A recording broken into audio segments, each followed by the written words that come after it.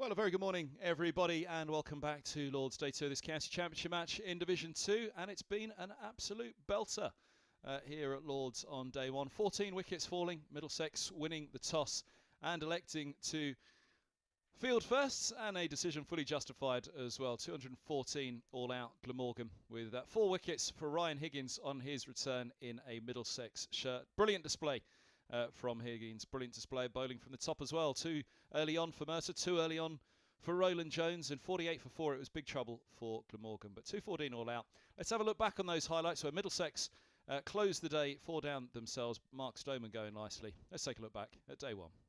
Higgins shines on Middlesex debut with 4 wickets. While Glamorgan had been on the back foot for most of the game against Worcestershire last time out, the draw had given them the points they needed to move above this week's opponents, Middlesex. That meant a lot was riding on the match at Lord's. An almighty tussle for promotion lay ahead. The hosts won the toss and decided to bowl, and they pounced 6 balls into the match when the dangerous Eddie Byram was out caught behind off Murtagh.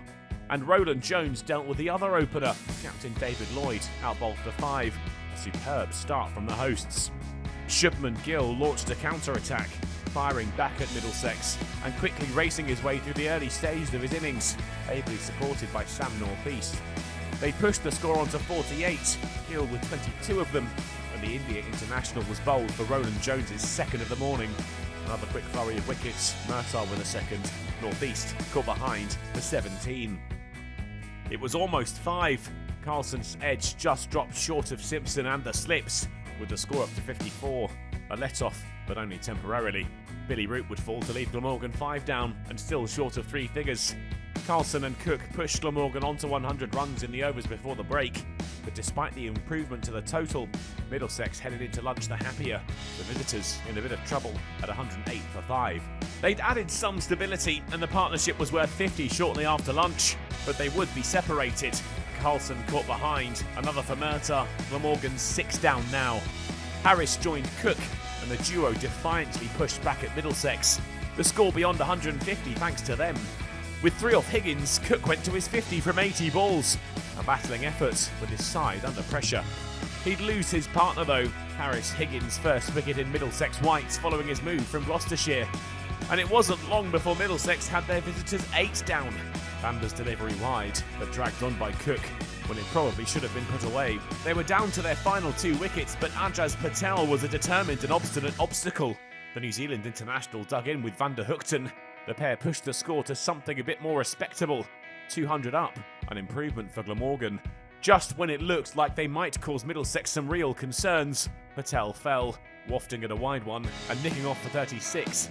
His decision to play at the ball, questionable to say the least. Michael Hogan would fall rather tamely, another for Higgins, the number 11 out for 2, caught by Roland Jones.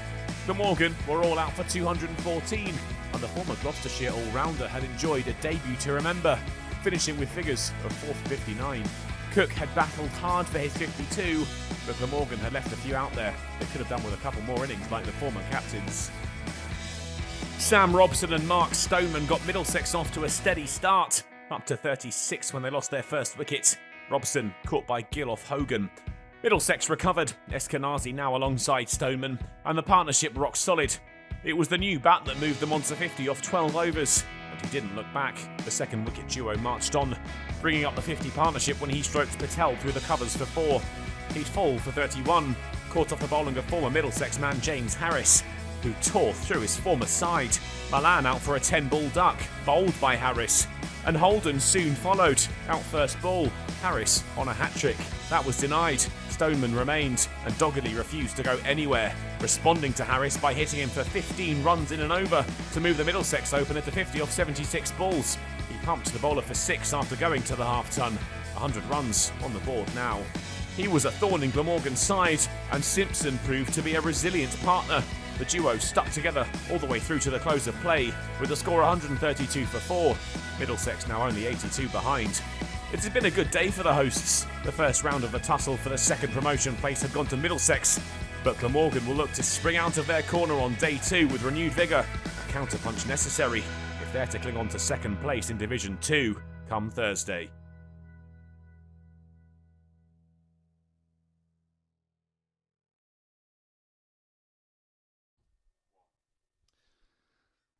Well, pretty much. Well, it was an excellent first day, I'd say, for Middlesex. Of course, 4 wickets to the close. Not particularly what they'd have wanted for Glamorgan.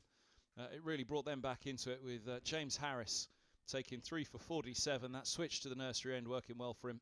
Picking up Eskenazi, Milan and Holden.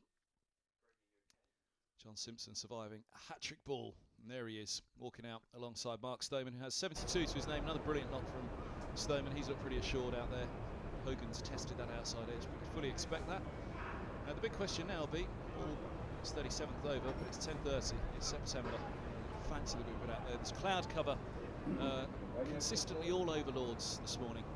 There's not a spot of blue anywhere in the distance. That's the horizon over NW8. So there should be a little bit of assistance out there through the air for sure. There was certainly no sea movement early yesterday morning by the man sat alongside me. I'm Kevin and John Embry is here with me, and yeah, Embers, you picked up on it early. Seam, swing, it was all there.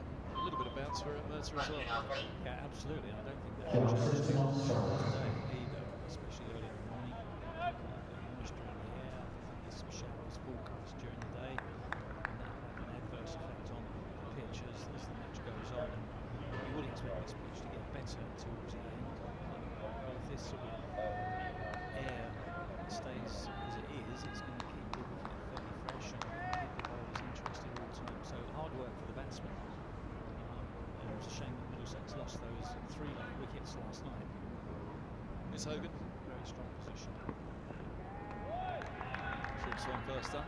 And these are 2 batsers that can score quickly as well, Simpson and Stoneman. If they're there for any period of time, the game generally ticks along. He's only 14 of 32 at the moment, Simpson, but that was a mark yesterday evening.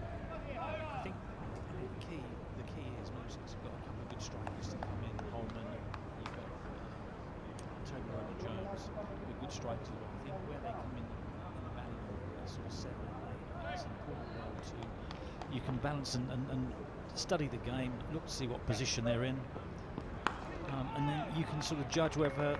Actually, I'm going to be looking to play a little bit positive here. I mentioned it yesterday that a 50 or 60 at this stage of the game is going to be very damaging. We saw that a little bit last night from Patel. The left-hand batsman came in at number 9 and played some glorious shots and just turned the tone of the game. And Cook also played very, very well. But Glamorgan played positively throughout their innings yesterday.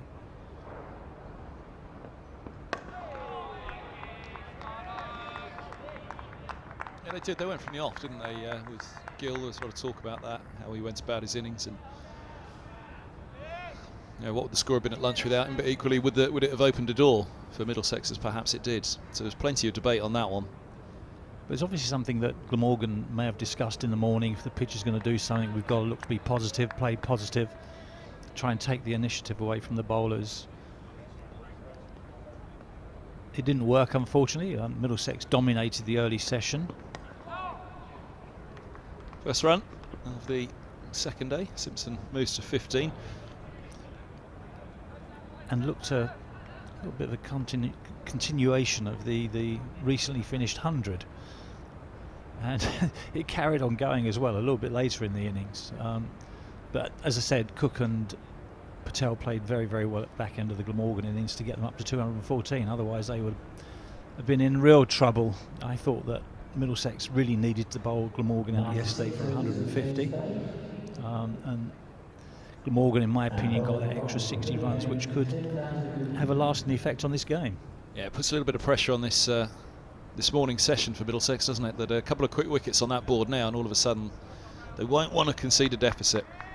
And Lords does tend to flatten out as well, doesn't it? We should put that into the piece as well. But the floodlights are coming on here at Lords, and no great surprise. I think we're going to be okay. The darker skies are away to the south, and yesterday it was all sweeping in from the north, away behind the grandstand. So we'll hope that's the same today. Van der Houten is going to open the bowling from the pavilion end, but there's the shot over the back of the pavilion at the moment. That hopefully isn't going to come near us.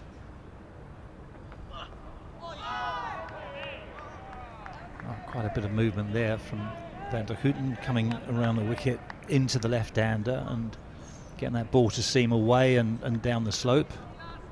A good start from him. Yep. Floodlights on, the scene set here really for the Glamorgan seam attack. They've gone with Hogan at the nursery end, as you'd fully expect so, but it was Harris who just had that little purple patch. All of a sudden, towards the end of his second spell, he had 3 overs at the pavilion end. I think it was about the end of his 6th over of the spell, or the end of the 6th over of a spell he was bowling from the nursery end. And he picked up Eskenazi, and the ball just started to come to life for him. Simpson has got to be very watchful here. A couple of good balls, first 2 balls of the morning.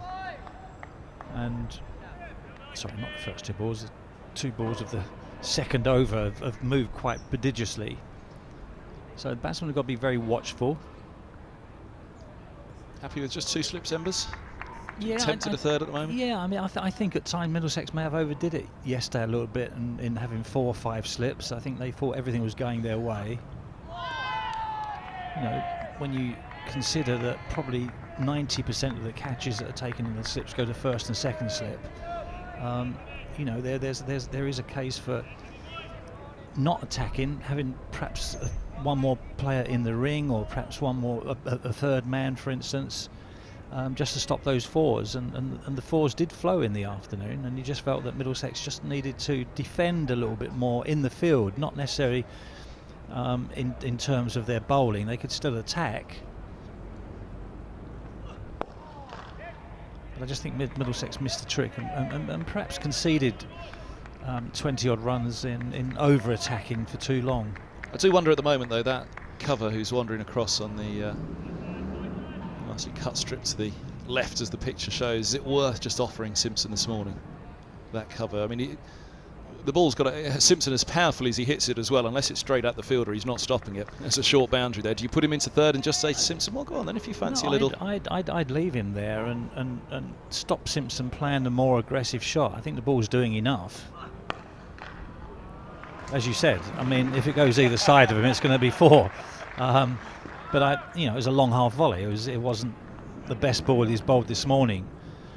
But I think if the ball's doing a bit, it's predominantly going to go to first and second slip, and you can be a little bit defensive. It's going to be a tight game. Runs are going to be a premium. Both sides realise that, and Glamorgan have just gone that fraction more defensive than what Middlesex did at this stage. And this is the weather for the week, we understand as well. That I think Thursday's forecast isn't great. That's well bowled, that's better. That's where they want to leave it. End of the second over of the morning. 37 for 4. So yeah, runs at a premium. You do feel a first innings advantage one way or the other here is going to be pretty telling. Well, also you need batting points at the position Millwall are in the table. They're lying 4th. I think they may not just have skipped ahead of Derbyshire actually in 3rd position. Middlesex with the bonus points, but whichever side wins this game is going to be in a very healthy position come the end of the season in terms of promotion. We take it for granted that Notts are going to get promoted, and it's 3 teams fighting for 1 position, and you know, ideally Middlesex would like it to be there. We've got that game in hand over Derbyshire and Nottinghamshire, but the win over Glamorgan would be big because they've got they've also got a game in hand over Notts and Derby, so this match actually levels it up between the 2 counties, and then we'll get a true reflection of where we are going into the remaining 2 matches of the season. You want it to be in your own hands, don't you? And that's what a win for Middlesex would do. Likewise for Glamorgan, of course. But if Middlesex were to... At least it can be in Glamorgan's hands because they've got home matches. Middlesex now have got 2 away matches, so it's not easy. Not that we prepare pitches at Lords anyway, because the MCC prepare the pitches, so we have no say in that. And I think that's one advantage that you have having your own ground, is that you can play on a used pitch at the end of the season. If you've got a couple of good spinners, you could say, right, okay, we're going to keep the pitch dry, we're going to rely on our 2 spinners to outbowl the opposition and go for a win that way. Likewise, you can have a slightly damp pitch if you've got good dibbly-dobbly bowlers and make the ball nip around and prepare a pitch like that. Word for Carl McDermott and the ground staff here, actually, this is a beautiful pitch, isn't it? I mean, it looks up here from the angle that we're looking at, it looks an absolutely gorgeous, immaculate surface, doesn't it? As you said, there's a little bit of grass on top. There was some thought yesterday, should there have been more grass, because Middlesex need a win. But actually, you look at it now, 14 wickets on the first day. Middlesex will be pretty happy with this surface, because it does give them the opportunity today. A little bit more grass, and you would be wondering what Middlesex might have been shot out for in this first innings. No, I think all the pitches, when you see them from this distance, look fantastic. It looks dry, but you look at the footholes, footmarks, and you see the colour of those, and that gives you some indication of how dry the pitch is. And you see the footholes there, and it's slightly darker, the footholes, than the rest of the pitch. So there's a bit of moisture in the ground, so the pitch is probably going to have moisture as well, and then you're going to get that little bit more movement.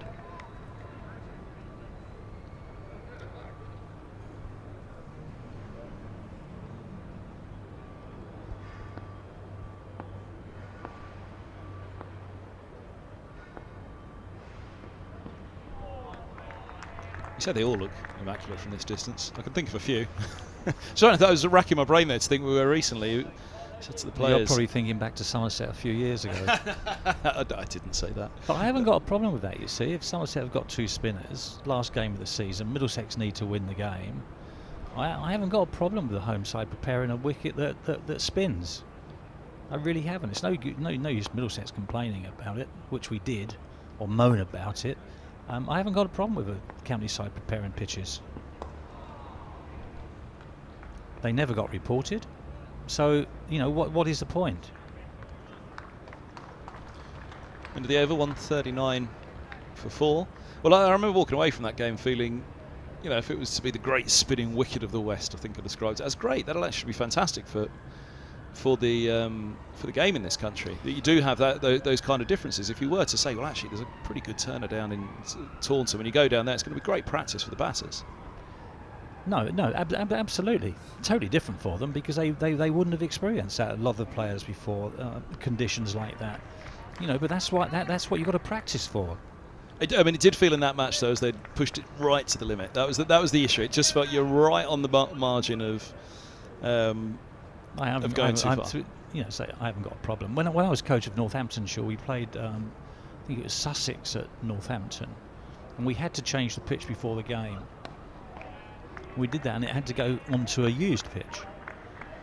And Sussex won the toss. They batted first, and I think the 4th ball of the innings sort of took off of a length and hit the batsman on the glove, about chest high. And the umpire straight away wasn't happy with the condition of the pitch before the game started, and then after that first ball, that was it. It was reported at lunchtime, and we bowled Sussex out for 176. I think Northand's got, and then Northand's batted and got 370 odd to 400. Bowled Sussex out again and knocked off the runs. The game went for 3.5 days. The previous match, we were at Gloucester, game finished in 2 days, the pitch was damp, and the umpires turned around and said the batsman didn't play the ball particularly well, the moving ball very well.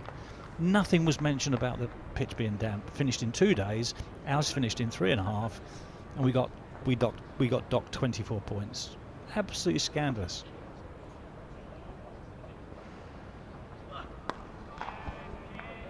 All that I always go back to was Silverwood and Richardson were playing for Middlesex. Just thinking about bowler attack, probably Mercer was as well.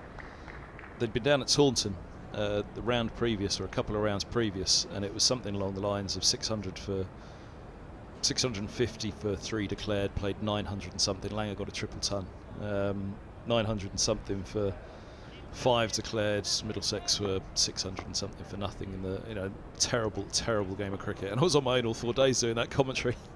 It was a wretched 4 days. No problem, nothing wrong with the pitch, fine. And the bowling attack, Andy Caddick was on the Somerset side. Then it went to Glamorgan. Match done in 2 days. Tide was in at Swansea.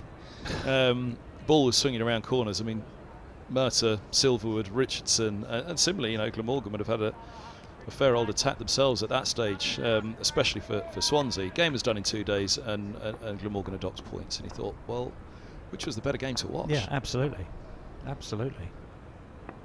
A good pitch can be a bad pitch, produce bad cricket. It's going to be a couple there for Stoneman, you think? Yep, Scamper's back for the second. He's on 276. Had to be quick. Throw coming in from Hogan.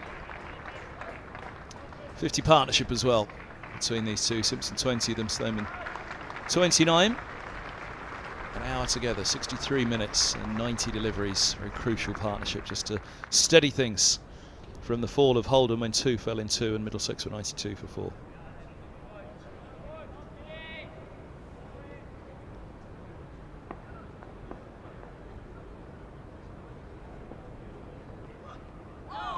Oh, that's not bad to end the over, is it? Number 29 from 11 from Van der Houten, and very nearly finding the edge.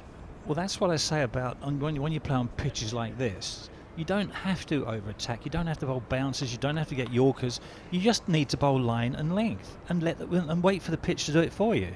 You've got the skills as a bowler in terms of using your wrist and whether you're trying to bowl an in-swinger, nip the ball back or nip it away from the right-hander. In this case, the left-handers, so he's nipping the ball down the heel away from the left-hander. That's excellent bowling. But all you've got to do on this type of pitch that's helping you is bowl length and line. Or, as I always say to the younger players when I'm coaching them, just bowl maidens. I remember something that John Inverarity, when he was coaching at Warwickshire, said 5 things a bowlers needs to do. 1, bowl length and line. 2, bowl length and line. And so on and so on and so on. And it's true, and it doesn't matter what pace you bowl, whether you're a fast bowler, fast and aggressive bowler, a medium pacer, spinner. There is a length and line that you all bowl, and you know we talk about that in spin bowling terms, and that's your stock ball. It's something you fall back on. And you know, if I'm bowling, I'm on a flatter pitch, and you try to vary your pace and flight, trying to winkle the batsman out as such and make him play a full shot, then if you can do that, or keep it tight for a captain if it's not going well and a partnership is developed, but you're bowling spin, but you're squeezing them and keeping it tight, the game's not running away from you, so you're doing a job. And invariably happens in the first innings of a match because the match is looking to be set up, and then really when you as the match goes on and there's a bit more wear and tear in the pitches and the footholds become a bit more wear and tear around, you're expecting to get a bit of turn, and then that's when you rely on your stock ball then on a pitch that's doing a little bit to bowl the side out, or certainly contribute to winning a game of cricket. I'd say sitting with Gus all season up here, every time that ball's not on a line and length and his head hits the table.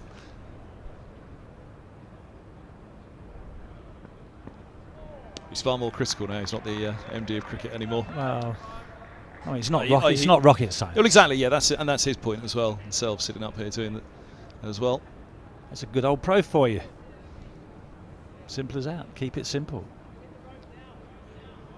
You know, if a young lad is 12 or 13, you know, you're helping them, you're coaching them, where it might be their front arm, where they're collapsing a little bit on the left side and trying to hold that sort of left arm, if they're a right arm bowler, up a bit longer, taller, and to stay taller, so you get the bounce and you get the line. But by and large, you know, you're saying to them, length and line, get the ball straight. I think one of the I played for South London schools under 11s as a 9-year-old, and I didn't bowl spin then. I bowled little medium paces, but I was very accurate. And when I say very accurate, I could bowl and hit the stumps 5 times out of 6 as a 9-year-old, and I didn't convert to a spinner until I was 12, 13. But the bowling that sort of medium pace and having that control as a youngster helped me considerably then when I did bowl spin, because you still had that control. What made you switch to spin? Was it somebody had a word with you, or you just fancied it? No. Just in a school match. I went to a state school, just in a school match, and I made this ball sort of like a big off cutter and turn a bounce on a dampish pitch, being a sort of council ground pitch. Turned the bounce, hit the batsman on the glove, and I was fortunate the umpire at the end I was bowling at was umpire from school, And he said, "Oh, do that again." And I did do it again. And he said, "That's what you should bowl. I think that's what you've got to bowl. Concentrate on that." And I did. Nice start from Van der Houten, start of the new over, right up there again. To Stoneman, just seeing what movement there is. Stoneman resisting, not going fully through with it just yet, and that's that mark of that movement. Simpson's coming down, just have a slight chat with Stoneman, probably saying exactly that, resist it, slightly fuller ball, he respectfully pushed it back. Yeah, it's all about developing a partnership now. Stoneman is the anchor. He's played a bit better than that actually, but he's the sort of anchor that the other players have got to play around and develop a potential match-winning partnership. I was a little bit surprised with the runs that he's got this year, Stoneman. He's been solid, he's played for England. I was actually in Australia commentating on Australian radio when on that tour that he was on, and he played very, very well. But with the runs he's had this year and with the inconsistency of the England batsmen, I think he was unlucky not to have actually got a little bit more of a mention. Yeah, I think both he and Robson, as an opening pair, there's a great opportunity there for the pair of them, isn't there, to really form a partnership, and one of them perhaps kick back into that England side. Yeah, I mean, Stoneman being the younger player and had a bit of experience of international cricket and has not played for what, 3.5, 4 years. I think, you know, there is a time to, if you're getting runs, to come back. He's a better player now than he was 3 years ago. 34 is no age at all now, is it? You know, it's no.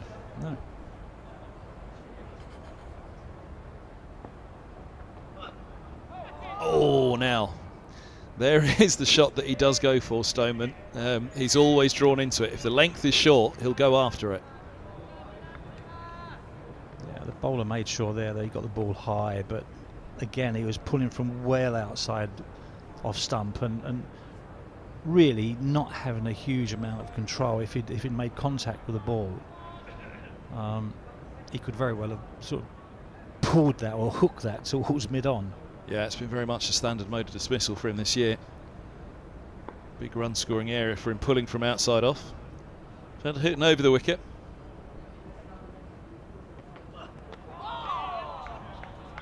It's an interesting move to go over the wicket at this stage. He's had some joy against the left-handers around the wicket. Took a couple down to Patel. Stoneman on 78.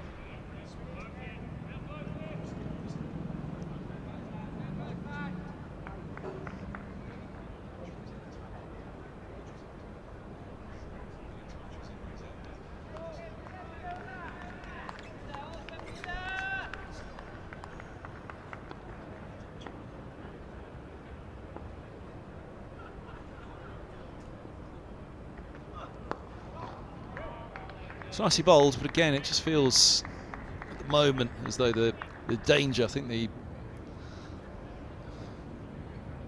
don't know, quite often you say as a left-hander, actually as right arm seamers, they prefer them around the wicket. That's the end of the 42nd, 144 for 4. They get a better sight of it, don't they, around the wicket. You've got your body in a better position, not quite looking over that shoulder quite so much with the bowling as it is right arm over. But just with the slope here at Lord's, I fancy it's just doing that a little bit more, and I'd suggest that perhaps Stoneman and Simpson would be happy with the bowling right arm over at the moment. Yeah, well, the slope actually, I think, benefits seamers when there is a bit of movement in the pitch. The Lord's pitch suits the seamers, and there's more extravagant movement, and certainly more so than a spinner. When the pitches were flat, and I'll be bowling from the pavilion end, and you've got the slope meant to assist you when the ball's turning. And then, you know, when I used to bowl wicket to wicket, and I wasn't a big spinner of the ball, and the ball used to go straight on. I used to appeal, pitching on, straight ball, and often the umpires, more often than not, the umpires say going down, and you turn around and say the ball didn't spin. They slope. It's nothing to do with the slope. You almost feel as if you want to do an exercise with umpires out there, bowl a ball, pitch one on, and let them just watch the ball go straight on. It's an interesting debate. The slope is out. A lovely shot by Simpson for 3. He's on to 23. Used to do me in the head. It really did. So you never changed it up, you and Tuffers, the ends, you were saying. You pretty much had your ends and that was it. Do you know what? I don't think I would have bowled more than 40, 50 overs at the nursery end in my whole career at Lords. Certainly not in first-class cricket. I may have once or twice in one-day cricket because I didn't want to bowl to the short boundary. Just go back to what you're saying there. I mean, for the seamers from the pavilion end, when it does jag, you can kind of go, you know, jags back and beats the inside edge, and the umpire's sliding down. That one's a little bit more understandable, isn't it? But from your perspective, it's a slightly fuller length, hitting in line. It's a fuller length, and if you're not a big spinner of the ball, which I wasn't, that I relied on control and I relied on bounce, and the pitches here didn't really bounce. So you were very rarely, unless the pitches were really dry at the back end of the season, invariably the ball wasn't going to bounce over the stumps.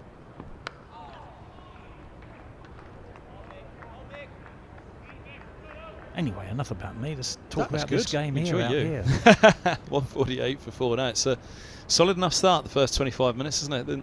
They haven't given us too much to talk about actually at the moment, which has been good. There's been those couple of deliveries from the pavilion end going down the slope from right arm around, as we've said, but this is an encouraging start so far for these two. But as you said, partnership the key, as we saw that yesterday evening. Once the partnership was broken, 3 fell quickly, and all of a sudden it was quite the job.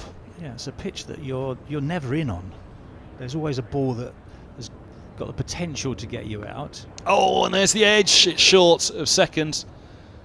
Diving to his right. Lloyd at the slip there was not going to get across. It wouldn't have carried to him, certainly, because it didn't carry to northeast. That was his attempt from second, though. And one of the reasons I think that the ball didn't carry is that Simpson, when he played this ball, played it with softer hands, and he didn't really go at the ball. He let the ball come to him. So he played it quite late underneath his head. Yeah, playing the ball down. So good cricket on both parts there, from the bowler and the batsman.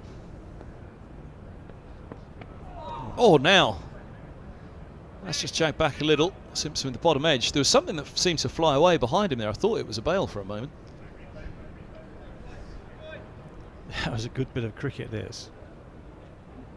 It's really come back in and shaping really to play that ball down to third man and look to run it, but the ball's come back at him and really tucked him up. It was just that towel that flicked out behind him. You know, you just kind of look for something, think, oh, there goes a bail or something. It was just a towel at the back of his trousers. I can't even see the bails from here. But I just saw something flick and I thought, is that a bail as he played on? But it was just the towel, I think, as we saw on that replay there, just shot up behind him. It's tucked into the back of his trousers. End of the over, 149 for 4.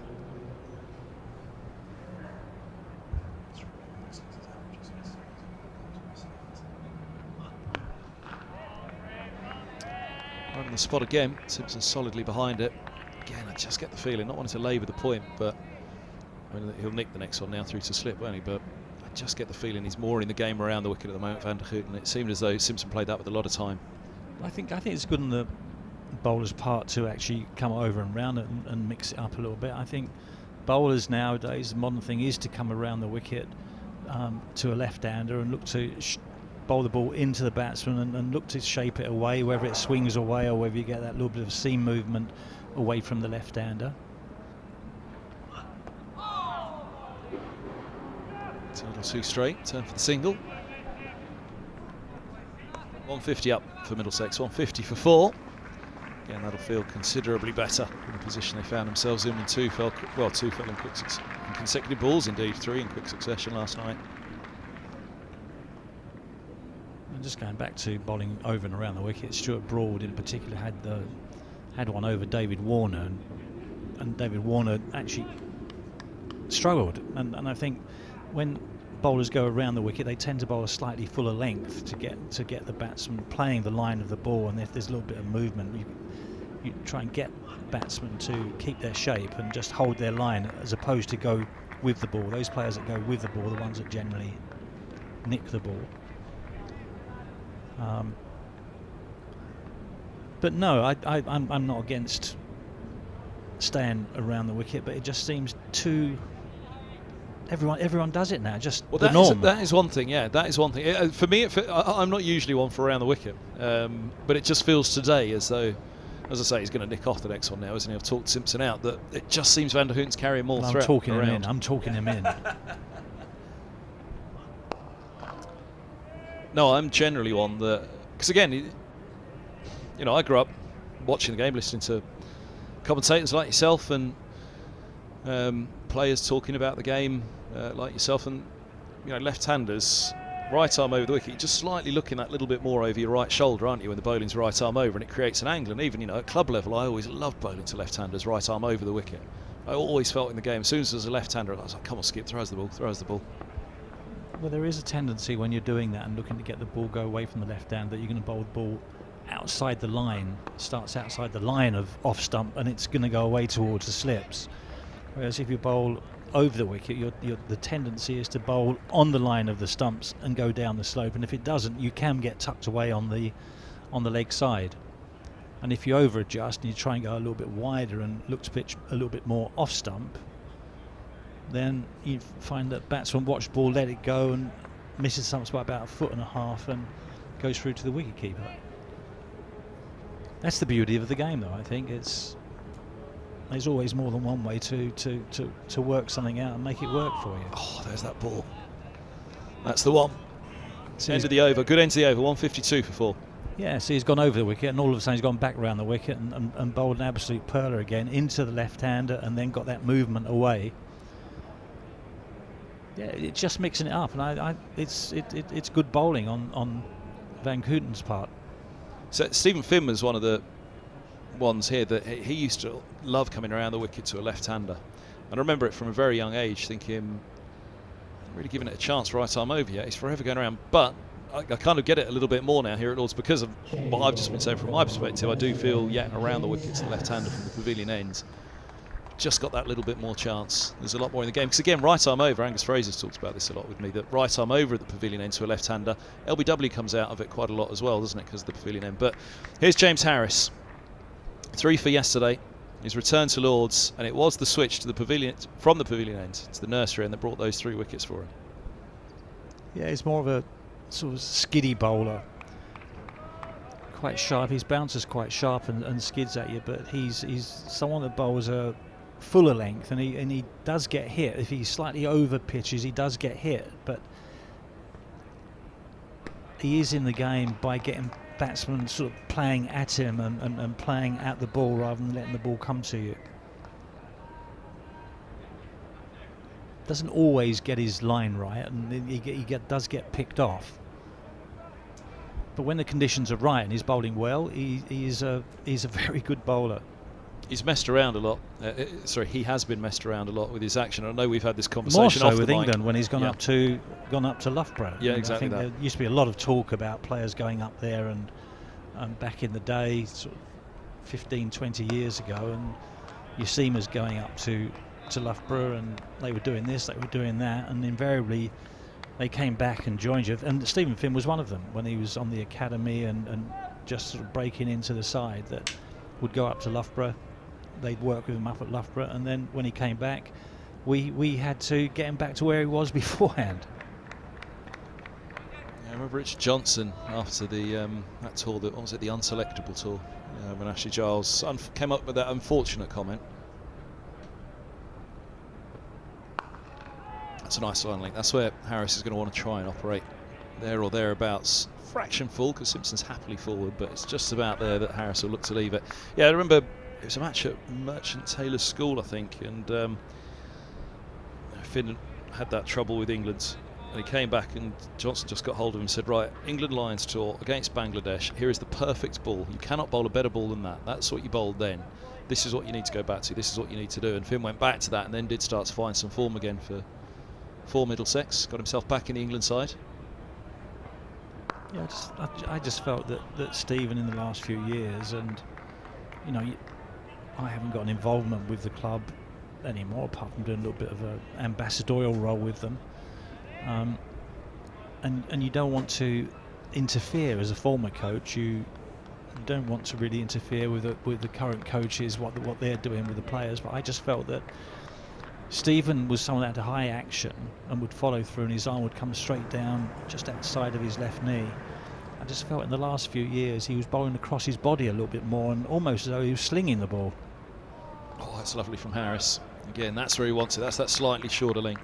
And almost felt as if Stephen Finn was slinging the ball and sort of slinging it across his body, and his arm was finishing up much wider. And I'm thinking to myself, well, do you say something to the coaches? The coaches should be working with him on that and picking that up, looking at some old video of when he was bowling well and comparing them to how he's bowling now. And then he's starting to have fitness issues in the last couple of years. End of the over, 152 for 4. Yeah, he was up on mic with me, actually. I hadn't really picked up on it. I don't think many people had. Because it was the first time I'd really heard him talking about it. He had a tumour in his knee, didn't he? That had to be removed. Yeah. And when he kind of put that in, there was lots of talk about Finn at that point. It was still there or thereabouts for England. Wasn't quite happening for Middlesex. And I'm not sure quite how many people knew that, you know, there was quite a serious operation for his knee. They were doing something else, and they said, look, you know, there's a tumour there. It's not a problem at the moment, but we are going to take it out. So there was an awful lot happening for him, which, again, you take the action and everything else into play, you put something else like that on top of it. There was a lot going on for him, wasn't there? But he was, I think, the prime example, and similarly James Harris here, for messing around too much with an action, a natural action. Yeah, no, absolutely. Absolutely. And I think if someone's got to international level or on the fringe of it, there's not much you have to change. You know, you just do what you've always been doing. You know, I think when they made that, if you clip the stumps when you're coming through in your action, it became a no ball, and they said, well, you've got to get wide with the crease, this, that, whatever. How many times did he do it a day? 6 times?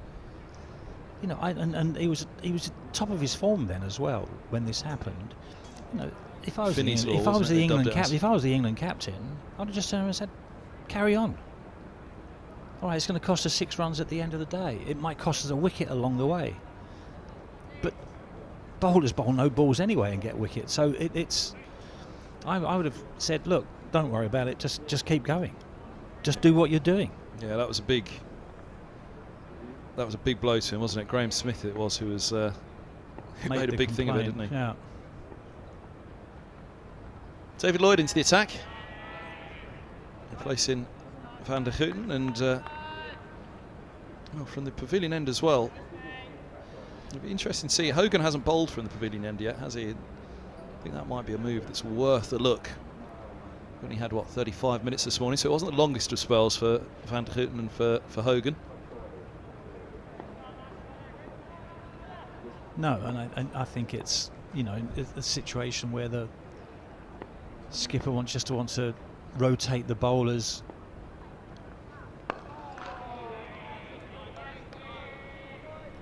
But a little bit strange that Hogan hasn't come into the attack, being primarily their number one bowler. Well, and it is usually the strike bowler's end, the pavilion end, isn't it? Very much so. And that's the end that if you are a seamer, that's the end you really want to be bowling from.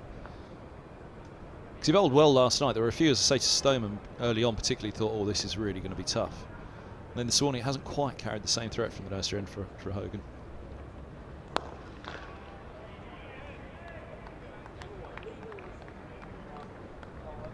But Lloyd's, that fourth seamer roll, of course it was the fourth seamer roll for Middlesex. Higgins that picked up the fourfer. Which is wonderful to see. Higgins back and doing so well.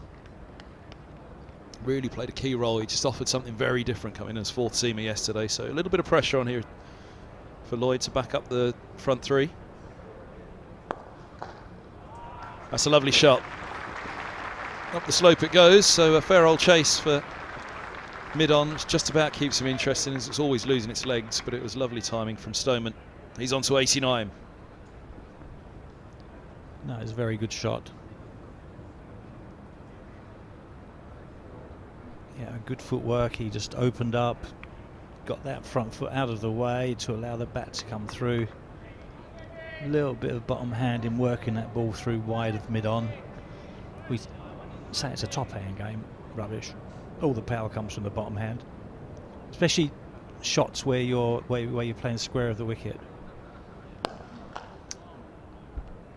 or a short. Obviously, they're short, you're cutting, you're pulling. It's very much the power comes from that right hand, and the control comes from that right hand, really. All the left hand is doing then is supporting the bat and keeping it in a good position.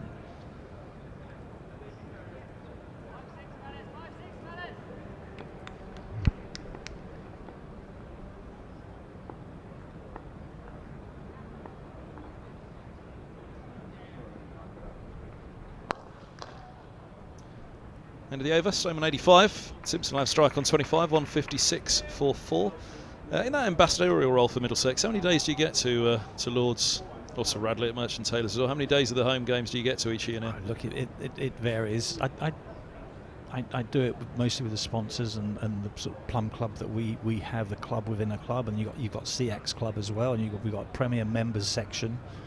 So with them, with sponsors, going up and chatting with them, I think there's probably a bigger role there to be had with some of the sort of more named players, that the club use them a little bit more in terms of when we do try to attract sponsors. You know, your Gats and your Angus's, perhaps myself and one or two other players that are like-minded. That's a well-run single. It's important. Attracting sponsors, but you know, again, probably the biggest attraction we've got is playing cricket at Lords, and it's important that we play as much cricket as we can at Lords. MCC of trying to reduce matches at Lords down to sort of 60 days cricket. I remember in the past there used to be 90 odd days cricket at Lords, and we would probably play 47 of them. As we play all of our matches, 3-day cricket in those days, Sunday League. You know, you'd play more often than not 11, 12 matches at Lords, and the pitches would have a lot more wear and tear, and you'd certainly see at this stage of the season a lot more wear and tear on the square as you do at the moment. And considering we had a very dry summer, it's a very green square.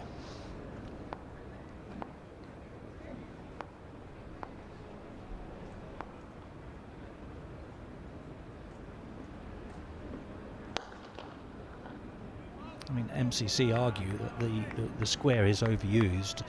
Well, you know, from perch I've got up here, looking down on the ground, that certainly doesn't look the case to me. Last professional men's game of the season, isn't it, today? There's still a professional women's game to come. This is the last of the professional men's game.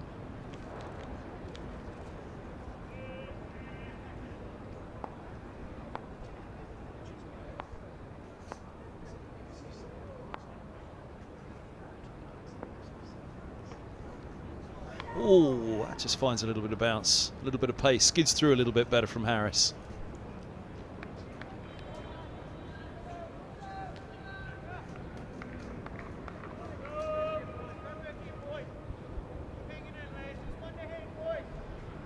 It's nice to see. I mean, I know it's the last fixture of the season at Lords, and it's nice to see more people turn out for that occasion. It's just a shame that you don't get this throughout the season for home matches.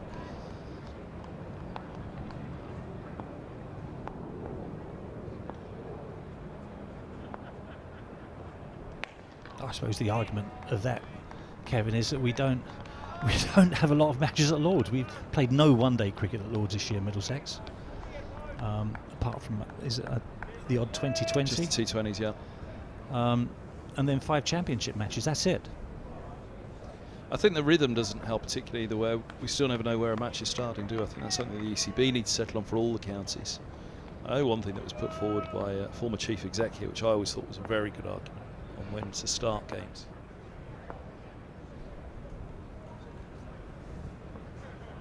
It's a nice ball to end the over, well played by Stoneman, just tucks inside it, 157 for 4 after 47. I mean, there's plenty of reasons to do things and not to do things, but from the growth of the game perspective, starting a game on Friday, it's a great day to sell to sponsors. It's the end of the working week to commercial, the corporate boxes. Look, it's the end of the working week. You're guaranteed there's cricket. All right, the rain might intervene, but you know the game's not going to be over. So start of the game, you get the toss, you get the buzz of the first day, which we always have, no matter what the level. There's always, whether it's a test match or whether, yesterday it was just a busy day because it's day one. There's a toss, lunch, you're seeing everybody talking. It's the same around the ground, the same for the players as well, isn't it? But it's a Monday. Exactly. So were that a Friday, I thought it was a great argument. Saturday and Sunday, you can sell the living daylights out of it to kids and families. Say, look, it's the weekend, you can come in. And then Mondays are for those who can. And if they can't, then there's a stream. You can see the end of the game at home or at work and catch it. How often is it? Perhaps because there's so much more that's possible in the way that batting has come on. But I thought that was a great argument. Something like that, just a schedule for fans that they can buy into and know, yeah, that's how the summer looks, that's how the summer works. If you want to see some cricket at the weekend, it'll be there, and that's the other biggest argument, isn't it? There's no weekend cricket left for the Championship in September.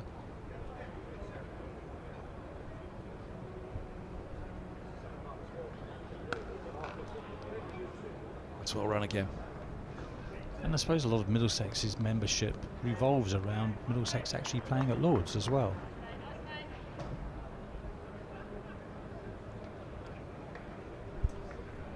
Yeah, 5 Championship games at Lord's, the T20s and the one-dayers at the moment. That looks as though there's not much that can be done in August if the 100 is to take over. The HQs, which it doesn't for everybody, that point's been made about Birmingham and Edgbaston. It's cut away nicely, 4 runs, Stoneman's on to 89. Playing this with a fair bit of time at the moment, it feels, these two. I think the key thing with Simpson and Stoneman is they're being patient. They're waiting for the right ball to hit, the bad ball. That they've got a bit of width, and he's cut that ball away. Anything over pitch, they've latched onto that as well. And this is where I say you've got to try and maintain that length and line, that persistency of it.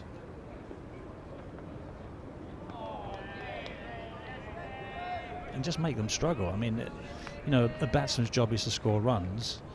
And a bowler's job, a lot of people say, it's to take wickets. Well, it is, but a batsman's job is to stop him scoring those runs. If you stop him scoring those runs, it means you're getting balls in good areas, which then gives you your best chance of taking wickets. Looking at David Lloyd's average this year, he's taken 9 wickets at 73. So it's a big job he's got here as fourth seamer in this one. That one's crunched away again. This time, deep third will get around, just a single. Stoneman's on to 90. Yeah, so Lloyd's, if he's not going to be taking the wickets, 9 at 73 in 12 matches now this year, he's got to at least dry the runs up for Glamorgan here. Wicket to wicket. It's funny, isn't it? We've been playing 45 minutes, and Middlesex 163 for 4, and you feel as if the ball's been belted around all over the place, and we're still 50 runs short.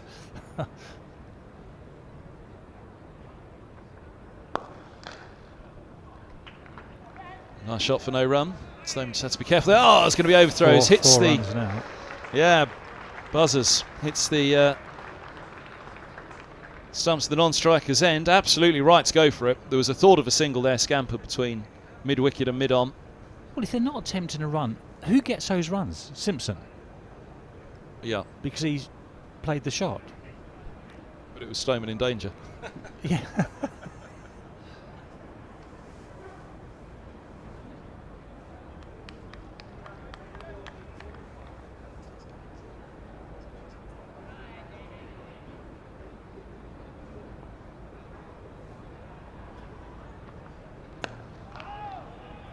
I think the Glamorgan innings yesterday, I mean, Middlesex have batted, 48 overs. And I think it was probably about the same yesterday that Glamorgan batted. And, there's 50 runs, Middlesex 50 runs shy with the same amount of overs bowled. And I think it just goes to show how positive Glamorgan did play yesterday on this pitch. And I think Stoneman and Simpson have shown that you can play on it if you back your technique and wait for the bad ball. You need a little bit of luck as well along the way. Yeah, they were all out in the first ball of the 55th, weren't they? Oh, was it 55th? So still 7 overs. 214.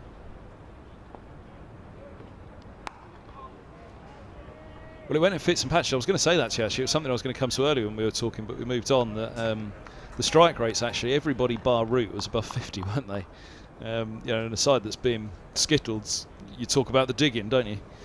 Root's 11 off 27 was the main attempt, really, to try and bat for some period of time. There was 96 minutes for Carlson's 36, strike rate of 55, 39 minutes for North East, 40 minutes for Gill.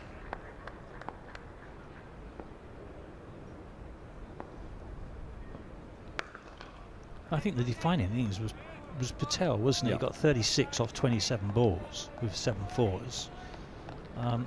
Coming in at number 9, 10, and it completely changed the game. Well, that now is massive because they were 165 for 8 when Patel came in, weren't they? Middlesex 167 for 4 at this point. So they put on 50 those last 2 wickets as such, of which Patel got 36 of them.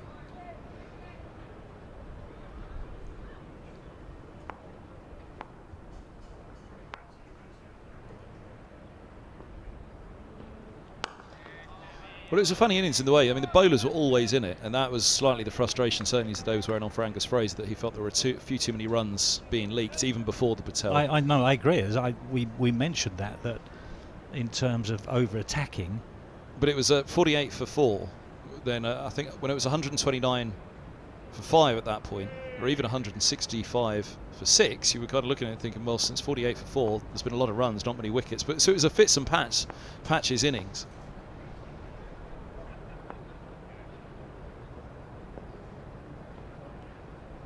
But these two, I do think they've dug in well. You know, Stoneman's 90 from 152, Simpson 30 from 63. Again, talking of strike rates, there you go. He's below 50 in his strike rate.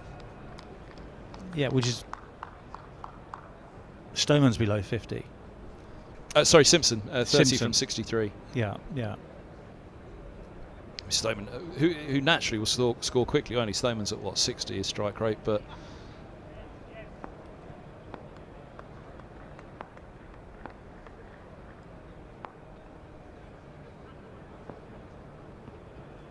Oh, it's all bowls. Lovely line and length from Harris. Had to play at that one. Stoneman. Any little bit of movement back in and off stump would have been in play.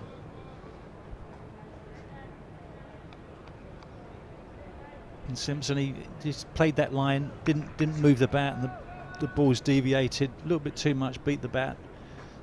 And good batting on Simpson's.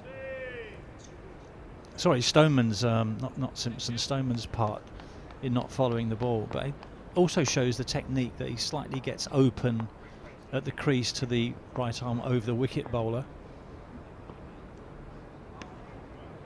And I like looking at the setup. If you're coaching with someone, I like looking at the setup, and you've got the TV here to actually see the setup of a left-hander to a right-handed bowler, and how they just open up just a fraction more, and where their front foot is, they're not getting their front foot across outside the line of the back foot, whereas then they got to play round that front pad.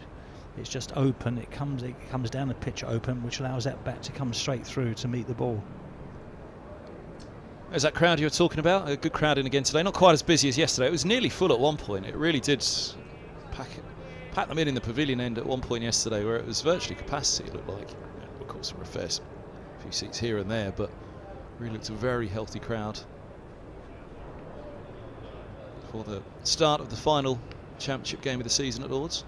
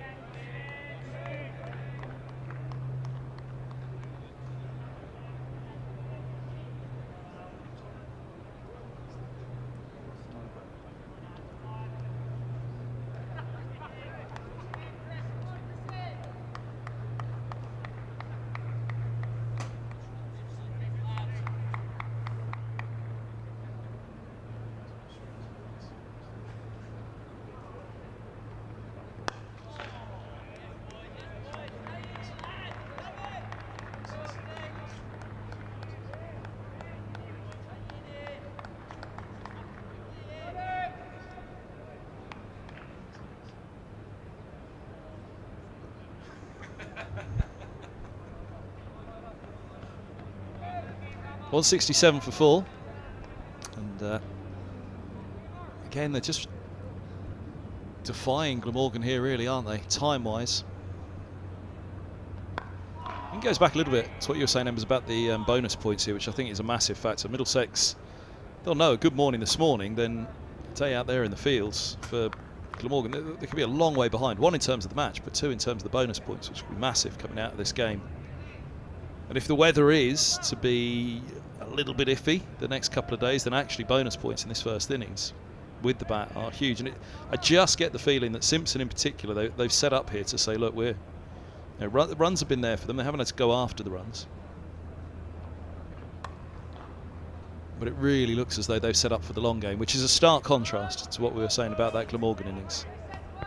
No, very much so. I mean, Middlesex still 44, 46 runs behind. I can't wait for us to get past that total. I'm keeping a touching wood that we do get past that total, because anything can happen. You lose a wicket and you lose two more very quickly, as we saw last night, and all of a sudden the innings is half over. What delights me to a certain extent is the way these two have played and put on this partnership, but also that we've got a couple of good strikers still in the dressing room waiting to come out, that hopefully can perform a role like Patel did for Glamorgan and get a quick, I don't know, 30 or 40 or something. So much batting to come. You mentioned Holman and Rogan Jones. There'll be so much excitement actually to see Higgins as well, won't there, after his fourth with the ball. His return with the bat, such a crucial little player, all-rounder. Can score very quickly, can also be very gritty and dig in for his side. I was a little bit surprised also this year with John Simpson at Trent Rockets in the 100, that he was told very early on that Pepper would be playing ahead of him in the 100, and he didn't play many matches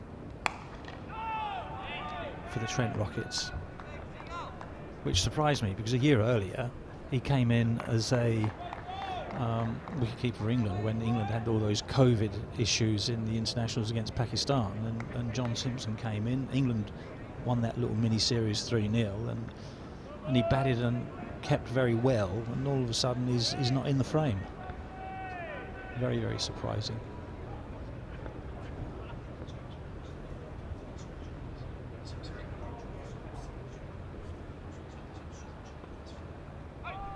Yeah, he played the 4 games, didn't he? Yeah, I made a mistake there. It wasn't the Trent Rockets, it was the Northern Superchargers. Yeah. That's right. And he played games early on and then missed out. 10, 14, 3 and 4 he got in his 4 innings this year. Having well, his last first-class innings was that 132 at Chesley Street. 109.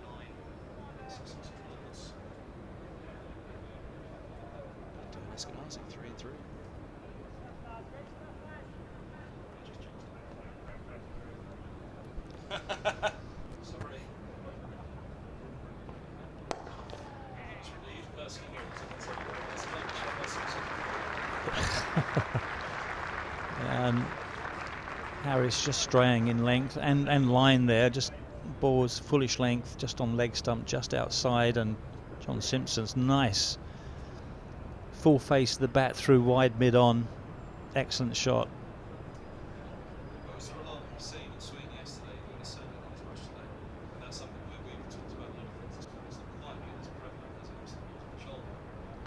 Yeah, I think we saw that this morning from Van Houten. I think he bowled very well and got that ball to move quite considerably, but the other bowlers haven't. As I said, Harris is quite a skiddy bowler and full, so because he's full, you don't really get the extent of the movement that he might generate if he bowls 2-3 foot further back in his length.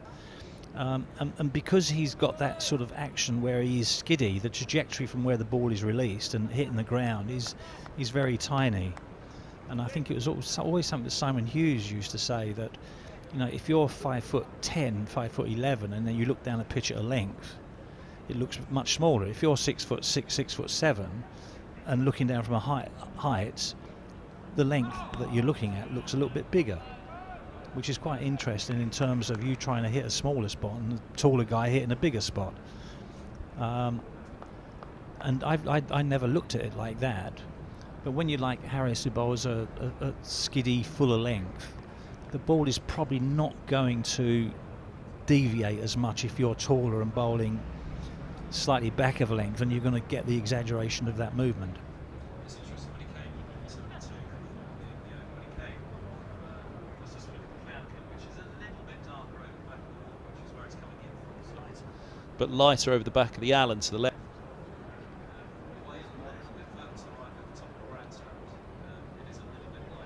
So ominous going in behind the wall. It's not so bad, but it's not so great the way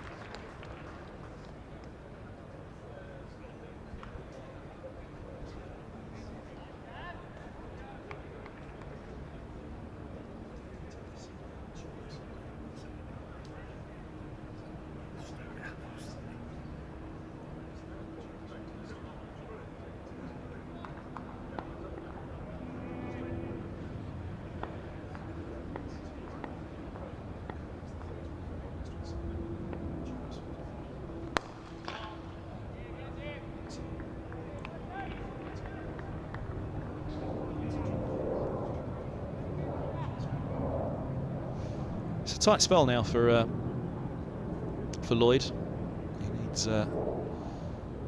needs to keep it tight. Over 10 that over, didn't he? A couple of overs back.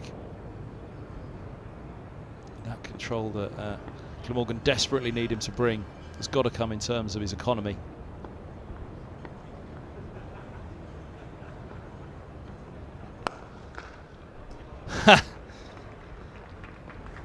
Bumped perfectly back over the bowler's head.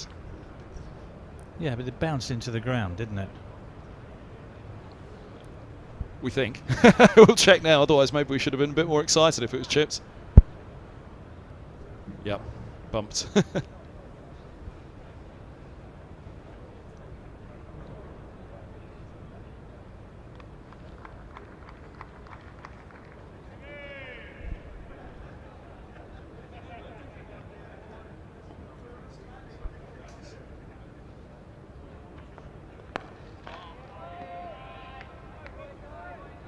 Just looking at the bowling averages, for those who have been regularly here throughout the season, Hogan 39 at 25 for Glamorgan, Labuschagne 10 at 28, Van der Gitten 15 at 32, Salter 26 at 32, 23 for Harris at 37. He'll be a bit disappointed with the average on that one.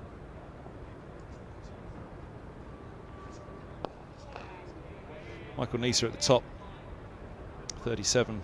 Wickets at 25. He's a big miss for them at the moment. Be a pretty useful fourth seamer in this attack. Those were the four that played down at Sophia Gardens earlier in the summer. John Simpson just getting a drink run out to him and something else, an energy bar or something perhaps. What's he found there? Something he's unwrapping by the looks of it. Kaushal running it out as 12th in this game. That's tape. There you go. He's just trying to get the tape going. That was what it was. He was flicking at it, just trying to find the little. We've all known that frustration, trying to find the bit of the tape to unwrap the sticky tape. There we go. Spot on the bat. Typical wicketkeeper, really. Yeah. Get on with it, Simo.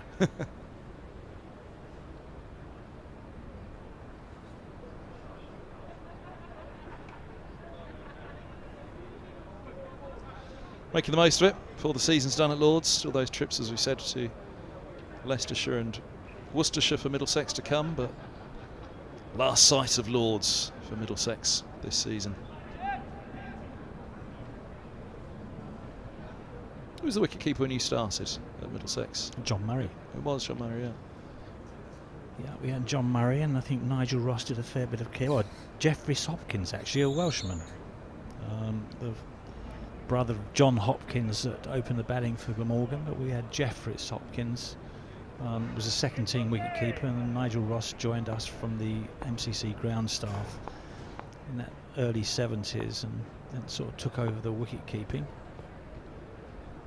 And then we had Ian Gould. I was just going to say, who was the maddest of the bunch? Your wicket keepers. Oh, Rossi. Nigel Ross. Oh, Mike Sturt played a little bit as well in 1976 when we had about 4 keepers that year when we won the championship. I think Mike Sturt, Nigel Ross, Ian Gould, Robbie Kincaid Weeks came in and kept in a game or two.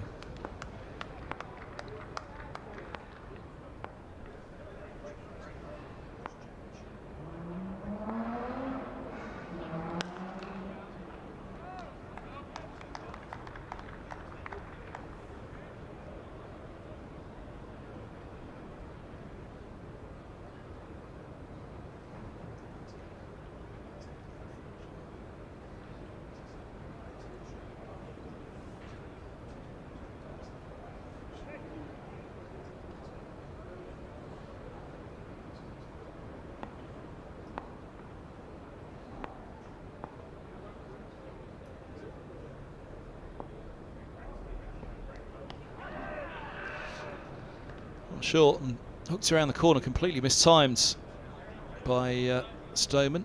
Got a little something on it though. Nothing signalled by the umpire. Moves to 94. We have seen him launch a 6 into the tavern already off Harris. Deep square set back and long leg as well.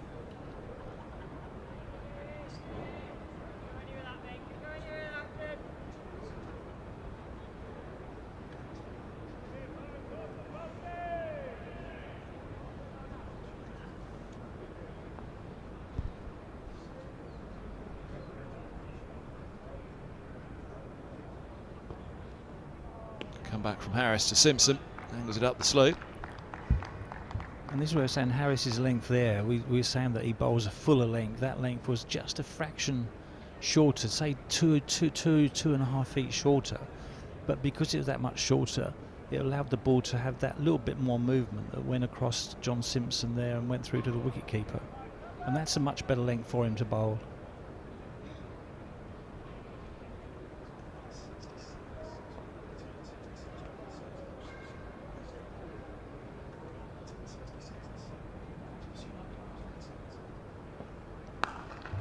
Good line and length again from Harrison. Again, we started the day with this, didn't we? That line and length, top of off stump. That's perhaps what Glamorgan at this stage will be reflecting. What, hour and 10 minutes into the morning, have they hit the top of the off stump enough? But we haven't exactly, Middlesex, we say we, Middlesex haven't exactly sort of blasted it. They've been very watchful and just waited for the bad ball. Stoneman in particular, well, and Simpson. Both batted very well, struck the ball very well, and it's been over pitched off their legs. Lovely shot, there we go. Just over pitched from Harris.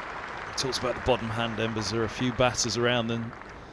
Better than John Simpson with a strong bottom hand on a drive like that. Well, if you see him hit a golf ball, you'll understand why he's a good striker of the ball. I mean, there's not much of him. He's quite a sort of frail and character, but a fantastic time of the golf ball. But one would say when he's playing well, even better striker of a cricket ball, and that was a beautiful shot.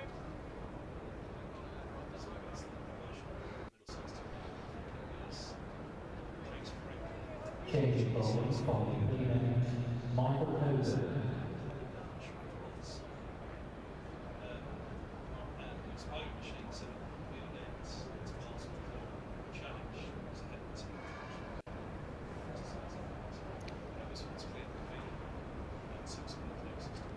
Yeah, yeah, yeah.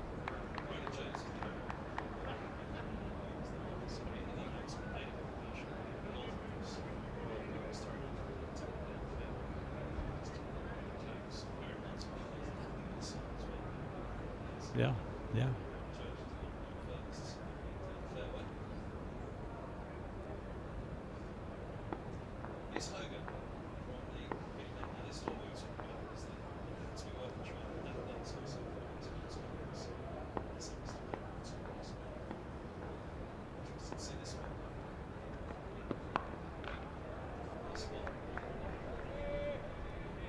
Well, it's just back of a length, wasn't it? Moved a little bit, but just a little bit too short there, and Stoneman was able to play that ball quite comfortably.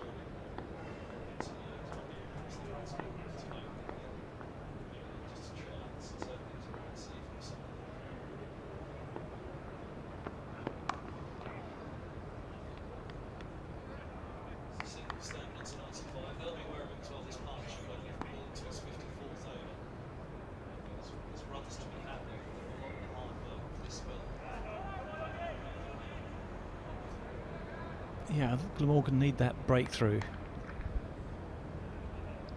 And as we mentioned earlier, at the top of the day, that one wicket could lead to two more.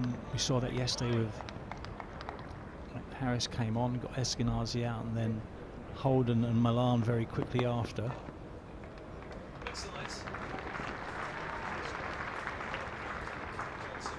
Although as Patel's down there to collect.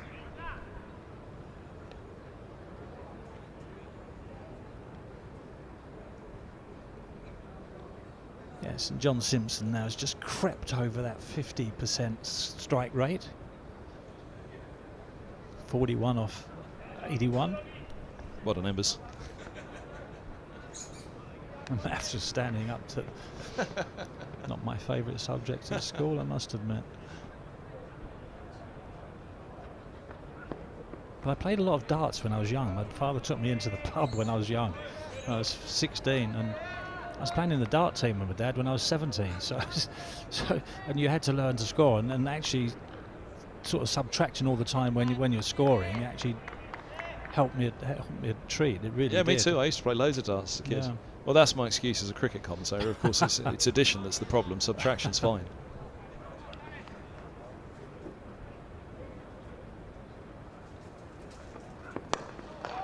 That's where I do well in the 100, the countdown.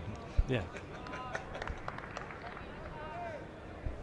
End of the 54th, 183 for 4. Just looking at Simpson's season this year, looked at those bowling averages for Glamorgan. Simpson having his best year with the bat by far. In terms of the average, in terms of the statistics, because I spoke to him about this, and he said, well, 2016 wasn't bad. Scored the runs down at Taunton. Yeah. 6 years is a long time ago. Yeah, and he said that. He said this year he's found something a little bit different in the winter, which has just kicked him on. He also attributed it. We had a chat on an interview. Was it the England call-up last year? Just sharpened his focus a little bit, perhaps. But he said over the winter he's just adjusted a little approach to the game. I think mentally as much as anything. An average of 65, 780 runs this season. 3 centuries, 3 50s. And it's been a sterling season. Of course, the century down at Glamorgan in a low-scoring game, I think was possibly his finest that I've watched him play. And again, well, you know, he made the point in Division 1 2016 runs, Division 2 runs 2022. Yeah, I think what has been disappointing in the past in the averages of the top players has been disappointing. You know, and you know, this year's Simpson 65, Stoneman averaging 50, Anderson averaging 46, Robson 42, Holman 39, Holden 37. You know, they're healthy averages. Eskenazi, you know, is surprisingly only 31. Yeah, he got that century first innings of the season, then got the injury. That's short. And up in the air for a moment. Change of ends for Lloyd. This makes more sense to me as well, Lloyd at the nursery end. We'll come back to that in a moment because we're on the averages, but Lloyd's changed down to the nursery end does make a little bit more sense, rather than having him from the strike bowler's end where Hogan has now been moved up to. But yeah, Eskenazi's 31. He'll want to get that up before the end of the year. Robbie White's 29, just lost his place in the side with his average being just below 30. He's a little unlucky, got a couple of 50s, back-to-back 50s at the start of the season.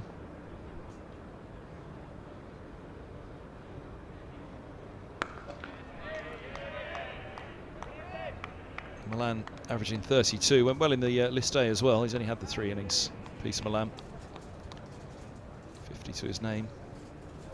I'm just thinking that I was saying that we've got a couple of good strikers left in the dressing room in Holman and Roden Jones. Of course, I forgot about Higgins. Higgins, yeah. It'll be interesting to see. I assume he'll be in next ahead of Holman, but Holman's averaging wonderful 37 this year. Yeah. 39. He's a good striker of the ball, Luke Holman. You know, if his bowling develops, he could be a very, very useful all-rounder for the club in both Championship and one-day cricket. But he's a dominant player, and once he gets in, he looks to be positive. As do one or two of the other players that bat down the order. Anderson is a good striker of the ball.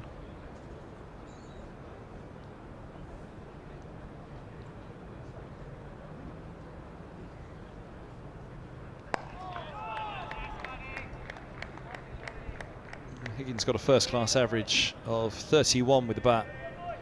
Ryan Higgins, 39 averaging this year. Holman. So it's a tight little call actually between Holman and Higgins, who comes in next. It'll be interesting to see. I think we did see Holman padded up last night on that balcony, but Higgins may have been also in shot, or just out of shot somewhere, padded up also. Wickets were tumbling at one point. One of the reasons that Higgins wanted that left is that he wanted about higher up in the order. You know, it'd be interesting to see where he does come in this match, where he's just coming back for his first game. Well, there's the answer. Holman's not got the pads on. Got pads on anyway, so that's that. Yeah, Higgins in next. Fish, the physio in the foreground. Stephen Eskenazi, Robbie White's in the foreground there. Is that Mark Ramprakash? Oh no, it's Don Ramps. Done Ramps a favour there, mistaking him for Max Holden. Haven't done Max Holden much of a favour there. double his age at least. Oh, his dance moves might be good.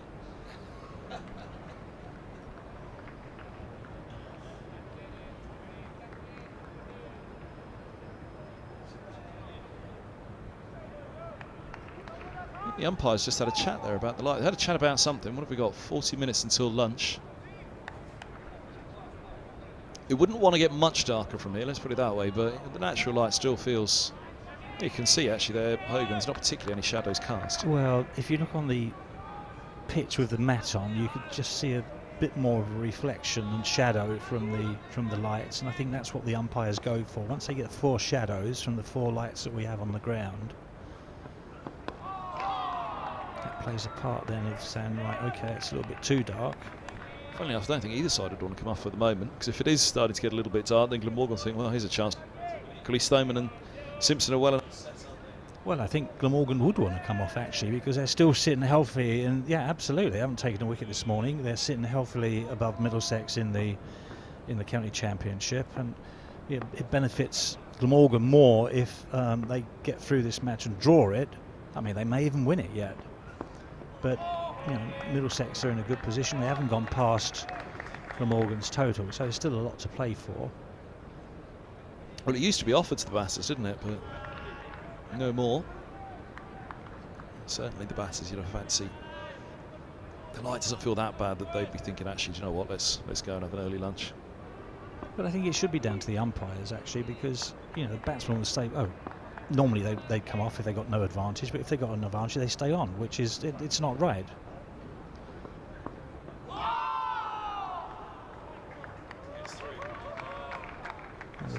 Very. One of the first force shots of the morning. Again, foolish length, right up there. Yeah, you've got to cross nicely. And where he's looking to hit the balls, just wide of mid-off, was the right area to hit the ball from him bowling around the wicket and the line of the ball. Just missed it. Happens occasionally.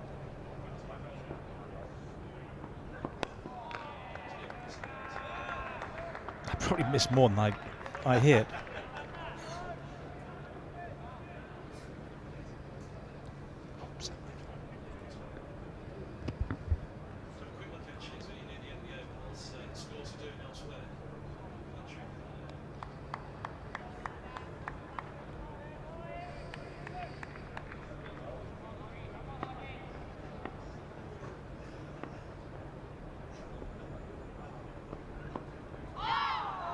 Sideline with that one. Mark Stoneman.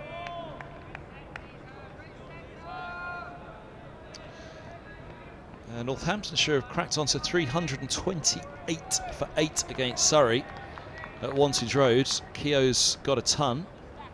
He's the man holding it together. Gay at the top got 145, but since that, other than Keogh, only Young has reached 20. 330 for 8. 4 wickets for Kemar Roach.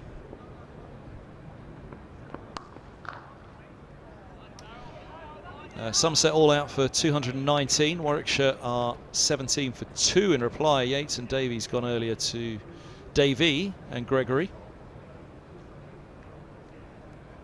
Somerset. Top score from Gregory of 60, and also Sajid coming in at number 10, hit an unbeaten 53. Into the 56th here, 184 for 4. Those two still going strong, Stoneman and Simpson. And Essex 49 for 2 at Leeds, having skittled Yorkshire for 134. 36 from Hill, 32 Tattersall, nobody else into the 20s. 3 for Cook, 3 for Snater, 2 for Allison and 2 for Porter. But Essex 3 down with Brown, Cook and Wesley all back in the pavilion. Lawrence has 5 to his name. And just lost Wesley. Haven't just lost Cook indeed, sorry. LBW to Patterson for 23. Thompson with the other 2 wickets.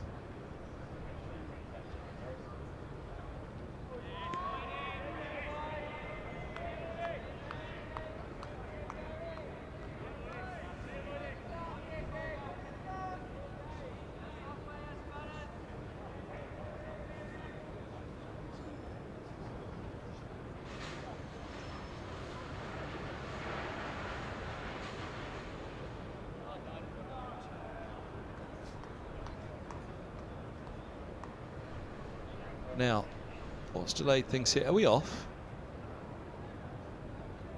Simpson made the decision. What is... It feels like it's brightened up. Can't see any rain out there. Umpires... That seems odd. It feels like it's brightened up, Embers. Actually, I just poked my head outside and the back windows at the back, and there is a little bit of spotted rain on the windows.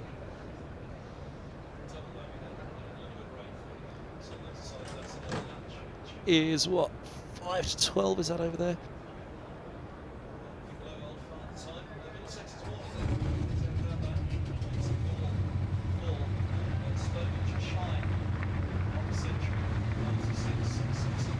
.41. It's taken us a bit by surprise, because again it feels a little, was just a fraction lighter than it did a few moments ago. But rain falling, and we were certainly, I think, on the borderlines of saying, yeah, the light's got to be close to reaching where it was yesterday evening.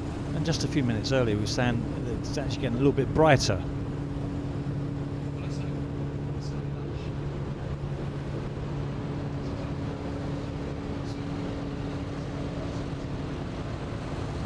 let's hope so, as these hover covers come onto the ground.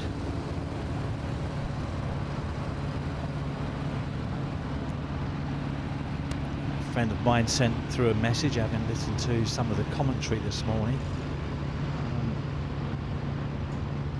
A friend of mine, Robbie Book, just saying that the Club Cricket charity have supplied almost 800 defibrillators to cricket clubs throughout the country, which is absolutely amazing. All the cricket clubs around the country should have defibrillators at the ground, and just in case there's any issues on the field. And they've done a fantastic job in raising that money and just making people aware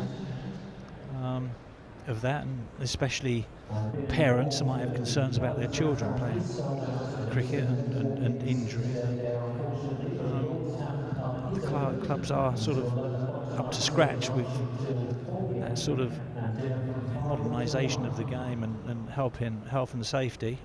But great for the cricket club charity and the Club Cricket Conference in particular. Thanks for the message as well. Good to have you with us. Good to have you with us wherever you're tuned in this morning around the world. Thanks very much, Embers. It was, as I say, Middlesex's morning here at Lords, and they'll be pretty happy with their work. Close to parity now. What are they, 30 behind? 6 wickets standing. If these two can take it somewhere close to that 214 or beyond with the 6 wickets standing and a lot of power to come, then Middlesex will feel match situation-wise that, again, it's gone pretty well since winning the toss yesterday morning. No, absolutely. And that little bit of drizzle that has come down onto the pitch, the umpires appeared to get them off pretty quickly, so it shouldn't have too much of an effect on the pitch. Obviously at this stage, well, I don't think either side would want more moisture on the pitch. The ball would do a little bit more for the seamers. It would benefit the batsman at the crease at the moment because the ball would skid on a little bit, and also the outfield getting a bit damp, the ball would get moisture on that becomes a little bit slippery, and if the moisture gets into the cricket seam becomes very slippery and it doesn't bite into the ground as much, and it skids on and it comes onto the bat much nicer. So umpires did well there to get the players off the field. Let's have a look at that rain forecast. The ground staff are very slow in actually they're getting the covers on, covering the ends, the run-ups, but they're very sort of ignoring getting the covers on the rest of the square, which is a little surprising. That's how he's kept it looking so green, Carl, isn't it? Yeah. Let it rain. I've just had a quick look at the weather forecast for the rest of the day. I kind of wish I didn't.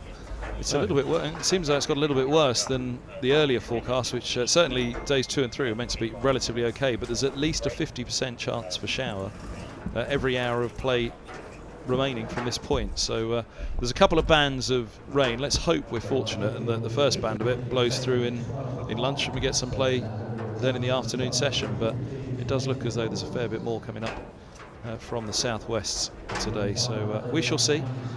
Let's hope, as I say, that it's not too foreboding, but it looks as though we might be dancing between showers for the rest of the day, and that this might indeed just be the start of a heavier one that blows in at lunch. We shall see.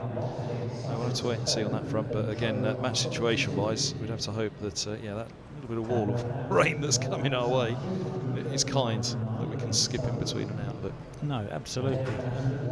Middlesex will be a little bit disappointed that the rain has come when it has. I don't think Glamorgan will be. It's been a bit of a struggle for them this morning in terms of making the breakthrough. They bowled well, the pitch has given them some assistance. Middlesex have had a little bit of luck, but along the way they've played some good shots as well and backed themselves to develop this partnership without making too many mistakes. And it's going along nicely for them. John Embry, thanks very much. Lovely having your company again this morning.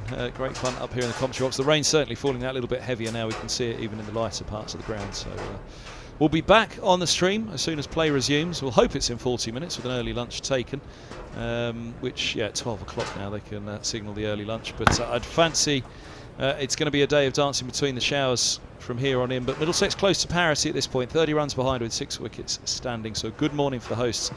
Glamorgan will hope that the delay, whatever it may be and for however long, will break that concentration and perhaps maybe just spice up that surface a little bit more, as it offered certainly a little bit more yesterday to Middlesex than it seemed to this morning for for Glamorgan other than Van der Gieten. But anyway, lunch here at Lord's. We'll be back with the stream as soon as play resumes. And of course, if you did miss any of the morning, you can scrub back through the stream and have a watch. But thanks for your company for now. Myself, Kevin Hand and John Embry will take lunch with Middlesex on 184 for 4.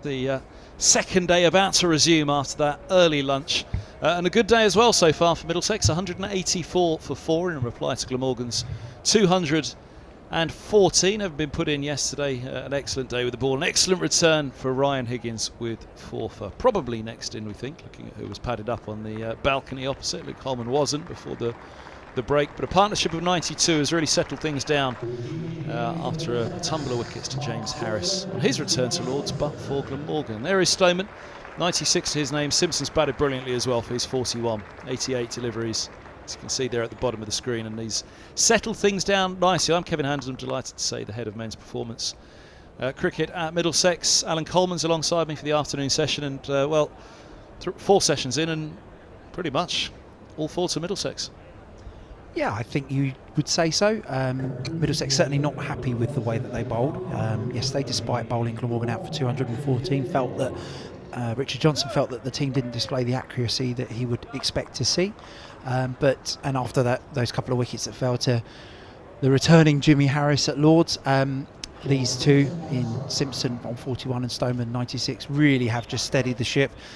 As they have done all season. Probably Middlesex's most consistent batters in this format, you would say. Stoneman not going to be far away from 1,000 runs. Probably bring that up in the next game, you would think, unless he goes massive in this one. Simpson averaging over 60 in this competition so far this year. So it has been a steady little period for Middlesex, and they'll be hoping for much more of the same here as we resume from the rain break. With David Lloyd finishing his 6th over. He's got 5 balls to go of it. Starts up with a decent line of length outside off. It'll be interesting to see who they go to straight away here. Hogan was switched up towards the pavilion end, where Van der Houten bowled very well.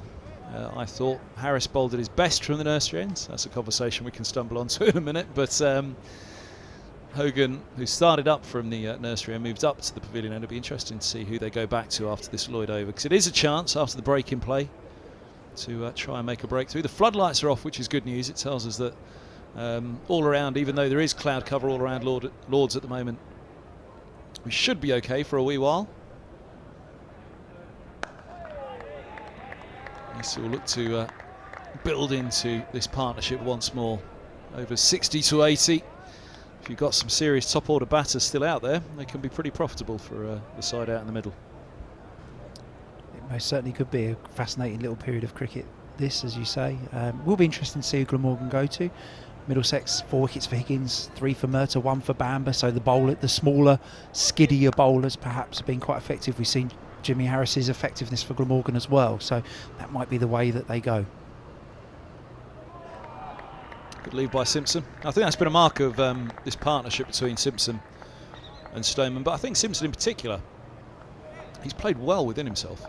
And a man who's just returning from the 100, albeit he didn't play as many games this year, wasn't as big a part for the Northern Superchargers, but he's picked up where he left off in first-class cricket. Yeah, it's been a really outstanding year for Simpson in this format, and you're right, this has been watchful. 41 from 91 deliveries in this innings. Just clipped away into the leg side there for no run. Yeah, this has been a watchful innings. I think it's one of those pitches where unless it's very, very full, it's quite a slow pitch, so unless it's very, very full and you can drive it, the sort of length balls are pretty hard to score off. So you are waiting for the bowler to drop short, which is an area of strength for both Simpson and Stoneman, and one in which we've seen the Middlesex members would have seen them capitalise on over this season especially.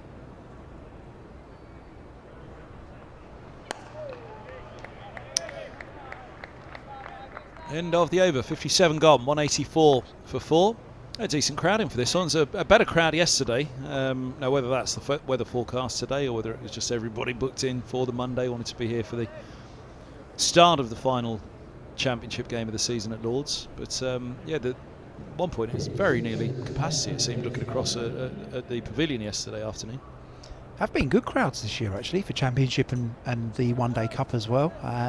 Some great occasions being put on at Middlesex's home venues this year, and I think perhaps a little bit of a protest vote from some county cricket fans who have come out to support the more traditional formats of the game in 4-day cricket and 50 over cricket. But great to see everyone in the ground, and great to, well, hopefully the people on the stream are enjoying sitting, watching the footage and enjoying our commentary as well, Kevin. I don't know about that last bit, but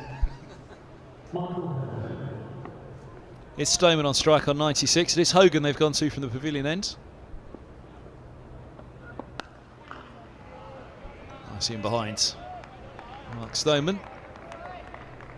We'll chat downstairs about Stoneman's performance in this one and whether there's still an England job for him to do. Certainly is. It needs to be massive weights of runs, though, to get into that England side at the moment, I think.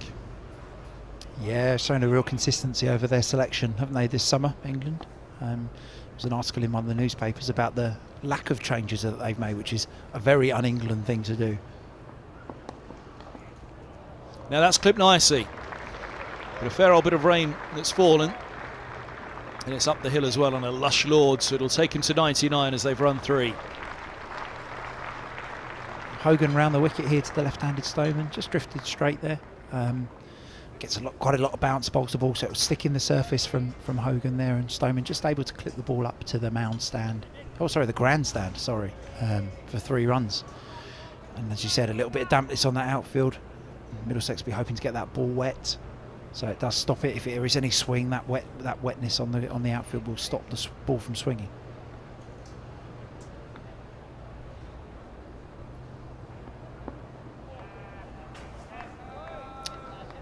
Stoneman's averaging 50 this year, 2 centuries, 4 50s in 20 innings, 109. Unbeaten, his top scores. Hasn't gone to one of those big scores just yet this year. Still time.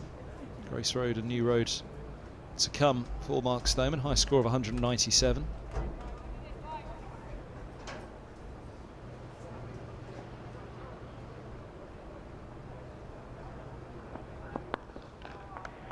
We were talking downstairs, actually, looking through our options for Player of the Year, because Middlesex's red and white ball Players of the Year are voted for by the members, and I think that will be going out pretty shortly from Stephen Fletcher and his team. But it was amazing looking down the averages and seeing, you know, Simpson averaging over 65, Stoneman averaging over 50. It's been a while since Middlesex will have seen a list of batters averaging as highly as they are.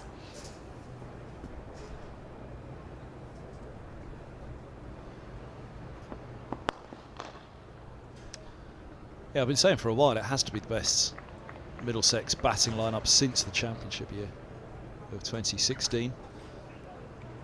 Compton, Voges for half the season, Bailey for a little bit. No overseas at the end of the season that year, was there? But Compton, Franklin, Gubbins, part of that lineup. David Milan. Eskenazi broke in, didn't he, towards the end? Scored well, and I think Middlesex's lineup even stronger now for Higgins, who's going to be coming in at 7 here. And with the overseas Peter Milan being brought into last year's lineup. Into the pads, but going down from around the wicket, even with the slope. Needed to do an awful lot for Hogan. Have another look. Yeah, no real interest for umpire Mark Newell there. You can clearly see the ball just drifting down the leg side, despite Hogan's best efforts to convince the umpire that it would have straightened on the slope. 187 for 4 from Middlesex, and a nice steady start again in the 11 ball since the rain break.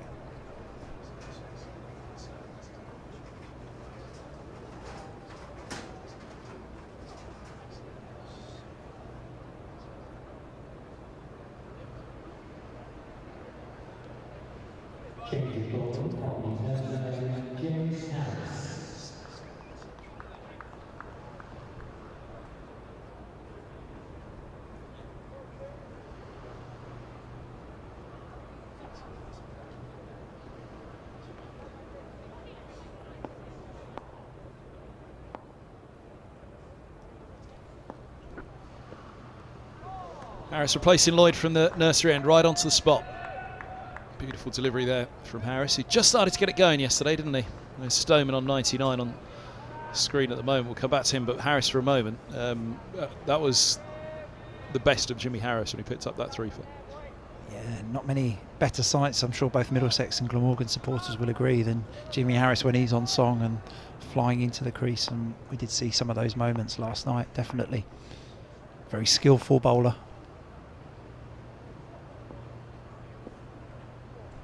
Well, having seen Higgins take the fall for it, he's effectively taken Harris's place. Harris going last year, Higgins slots as such into that all-rounder role that Harris was trying to occupy. He wanted the top 6 berth. James Harris did get it briefly, didn't he? Batted at 6 and Simpson went to 7. Indeed, a very technically proficient batsman. Jimmy Harris obviously fell LBW yesterday, didn't he? But we know, yeah, but both Middlesex and Glamorgan supporters know of his quality in both skills, and he'll be looking to extract any movement he can get out of this surface.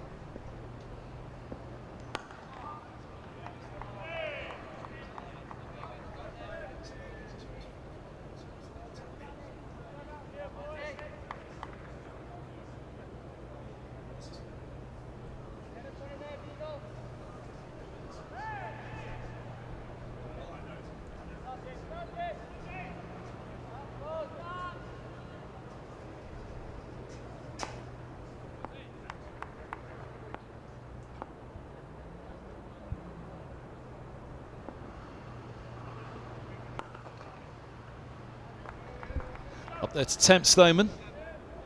If you can keep it on the spot here, Harris, then Stoneman is a positive player. His strike rate slowed slightly, actually, only marginally.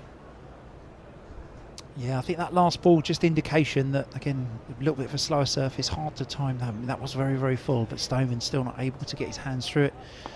Big drive, just mistimed and inside edged it back to the bowler.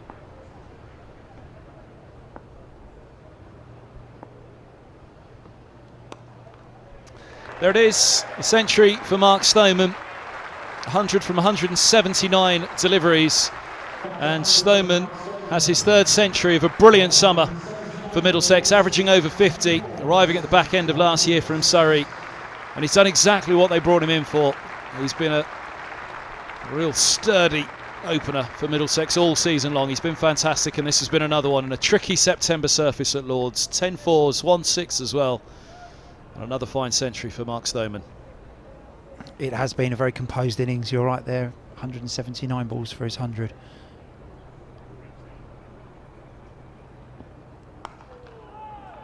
And just, Mark just provides that calming influence at the top of the order. Pretty uncomplicated, very rarely gets rattled by anything, and a great example to any young aspiring opening batsman. A really, really fantastic player who's now contributed pretty heavily for Middlesex across the year and a half that he's been in the changing room. Yeah, an average of 50 last year, didn't he? 100 away from home, north to home. 100 away from home, north to home. I think that was the chief exec's line at the end of season dinner, wasn't it, last year?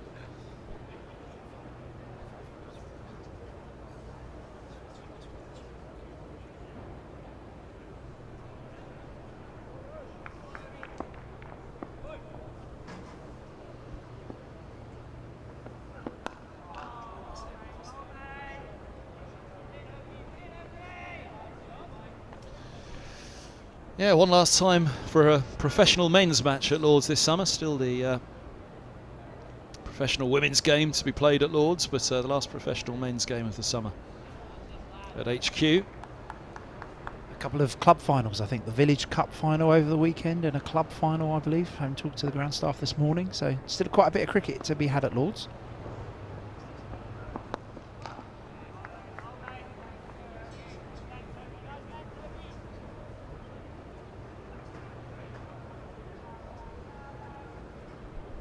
Everybody's right up at the back there, as you saw in that shot. The weather's okay for the moment, but you're obviously under cover as you're up at the back, and looking up at the back of the pavilion now from where we sit in the media centre. You can see it's all weighted towards the back of the ship, shall we say. Only a few down at the front. There isn't any rain around at the moment, fortunately. And a relatively short walk for those members sitting at the top, just down to the members bar, which is above the Middlesex's home changing room there. So not too far to go to get yourself a drink. Does it ever like? Can you hear much from the bar above in the changing room? What's the soundproofing like? No, the soundproofing isn't great, actually. You don't hear much going down, but I know when there is a Middlesex win and the team song is being sung, the chandelier in the committee room below does have a good shake. Is that the thumping of the bats?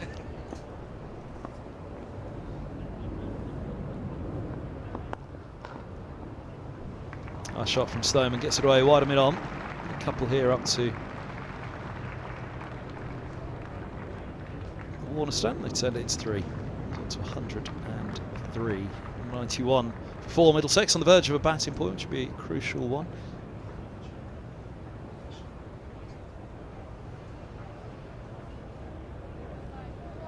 So who in the committee room plays the Rodney and Delboy situation, holding the blanket under the chandelier when you're all thumping the floor upstairs?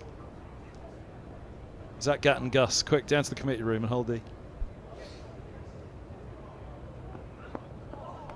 Lovely ball, comes back up the slope from Hogan. Who'd be the Delboy and who'd be the Rodney out of Gat and Gus? I'm not sure there's a good way to answer that, is there really? In either sense. But yeah, it is known that the ceiling in the committee room is known to bounce after a Middlesex win and the team song being sung. I suspect the same happens in the writing room. As you look at the screen there, the writing room is on the right hand side underneath the away change room. So that's where Gus and Gat mistakenly went with the blankets, that chandelier, yeah?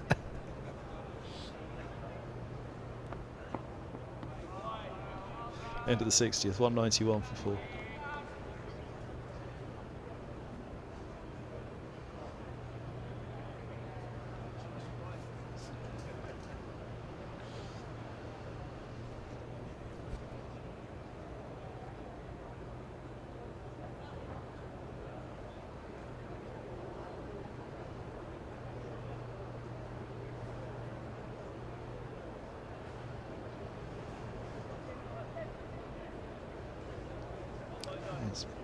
The injured Blake Cullen has been helping out actually with the mitting. Blake been helping out Richard Johnson with some of the bowlers while he does his rehab from his injury.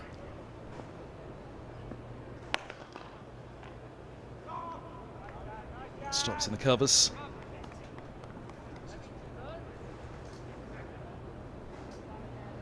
No chance of first 11 game. Any chance of a club game for him before the summer's out? He played a couple as a batter, but then sort of had not a complete reoccurrence, but just a little bit of a flare-up. So Blake's been removed from cricket now, which is a real shame. He's not played the cricket that he or Middlesex would have hoped this summer. But yeah, well on the road to recovery, and be great to see him running in 2023. Really is a bowler of exceedingly high potential. Has mainly done it in T20 cricket for Middlesex so far, with the recognition, the wickets, and he obviously got picked up for the 100 and would have played this year for the London Spirit as well. But yeah, real shame he's been out injured, but real high hopes Richard Johnson has for Blake, and I suspect Middlesex supporters will see him becoming a mainstay of this side in the next 2 or 3 years.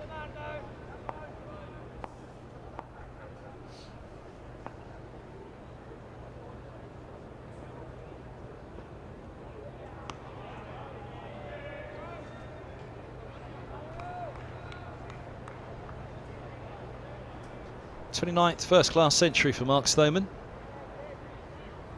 Again, rumblings about his Test pedigree downstairs. He averaged 27, just under 28 in Test cricket, 550s in 20 innings.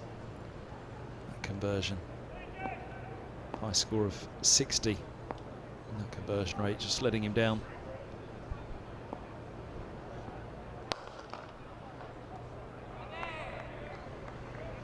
'65 50s and 29 centuries. First class overall. Average of just below 35. When you think the early part of his career was played up at Chesterley Street for Durham, early season, late season games there, traditionally tricky for batters. It is a good pitch, don't get me wrong, when the sun is out, but often some tricky conditions to bat up there, and that's a fantastic record for somebody who started their career up as far north as you can go in English cricket. Yeah, and that's where that short delivery, which I think we've talked about a lot this summer, as soon as it's short of a length, it's gone, isn't it, in his mind? And that would have come from those early days in Durham on pitches that perhaps weren't, you could perhaps trust the shorter length than a fuller length driving at the ball. finding a way to score runs. Yeah, it's the sort of the club cricket method up north, you would say. Bowler misses short, ball sits in the surface, and a slightly damper surface, you make sure you score off it, because it's pretty hard to score when it's a good length.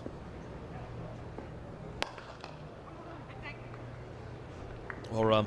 Puts the pressure on the fielder. This has been a brilliant partnership between these two. 100 up for the partnership.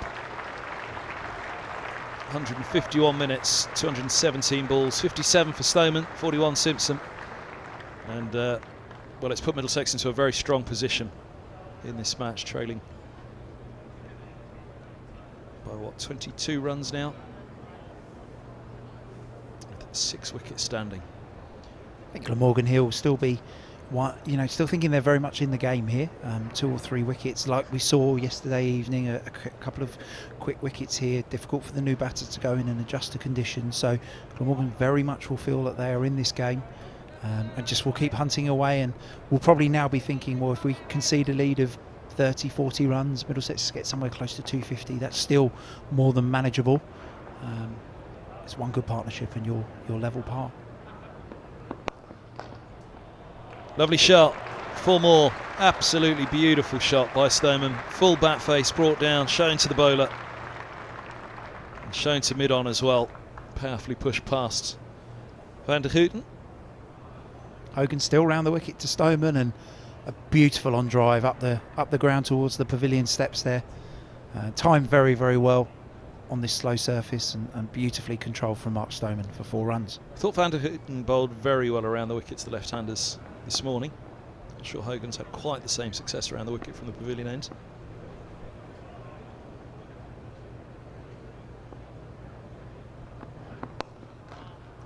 But this is a passage of play now, 18 overs up to the second new ball, that if it goes very well for these two, and for Middlesex, then all of a sudden they've got a sizable enough lead. By the time the second new ball's taken, a lot of pressure swings to Glamorgan, doesn't it? But as you say, if they were to make a breakthrough here, break this partnership, get a new batter out there, then all of a sudden that progress towards the 80th, the run rate that Middlesex would like to go at, that these two would like to go at, would be slowed slightly by the wicket, and indeed Glamorgan would be thinking exactly as you say, cash in then with the second new ball, finish it off, and all of a sudden it's not too much of a first innings deficit, which they wouldn't be too worried about at all, perhaps, with Middlesex batting last on this and their recovery to 214 from, what, 165 for 8, I think it was. Yeah, I think when Middlesex were 80 odd or 90 odd for 2 yesterday, Glamorgan will have been eyeing up a first innings lead. Sorry, especially when those wickets fell and that became 92 for 4, but this recovery now, and the 100 partnership, as we've seen now at 104, this partnership puts Middlesex in the driving seat. So a bit of preservation now from Glamorgan. Just try and keep yourself somewhere close, try and nick out a few wickets and ensure that Middlesex don't get too great a lead, so that you can still be in the game with a chance of winning as you go into innings 3.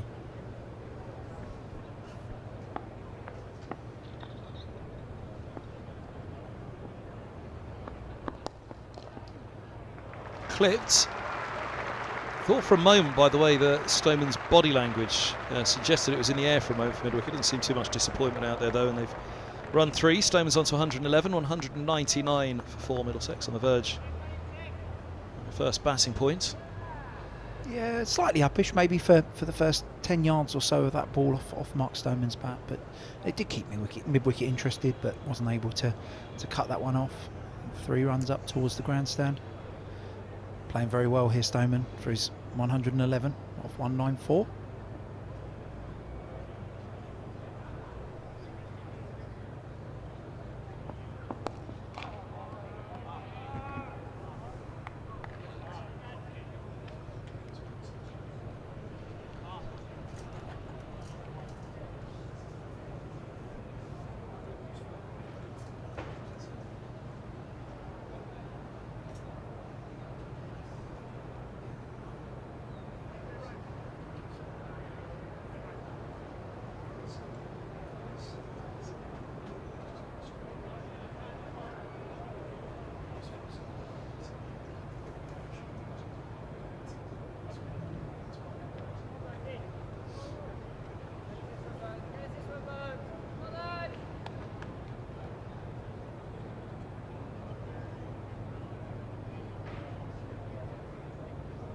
Sunglasses are a little optimistic, weren't they? Might have had a heavy night last night. You never know. You never know. Was he awake?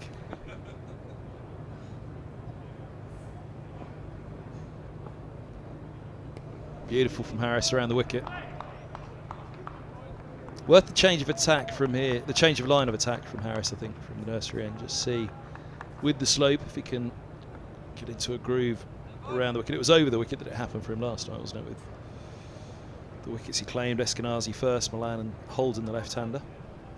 It was, and Glamorgan's analysis will say that Stoneman averages less around the wicket than over the wicket. So Glamorgan will know that, and they'll be looking to target him in that sense. Dug out for 4. That's nicely played by Stoneman. It's perhaps a shot where you think, well, he dug it out and it got away, but it's 200 up as well for Middlesex, 203 for 4, but it's a guy who's on 111 who's seen it big enough to make a nice little connection with that. Yeah, scratch of the head from Jimmy Harris after that one. Well directed Yorker, but well guided into the ground, and then ran away very quickly down to the vacant third man boundary. Brings up the first batting point for Middlesex, takes them to 4 bonus points.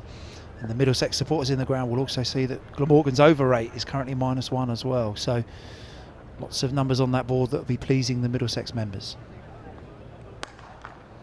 Short and put away. That's the one thing around the wickets of Stoneman. Anything that's short, it goes. And certainly it's putting into a scoring arc when you're around the wickets, the left-hander, and drop it in short. You only have to be fractionally short against him as well. And that was fractionally short. Wasn't short at all, just below waist high there on that replay. But just dismissive from Stoneman. Great view of it from side on here. As we see the ball, there we go, just below waist high, thigh pad high. He's just sat on top of that bounce and taken the ball from the stumps to the shorter leg side boundary.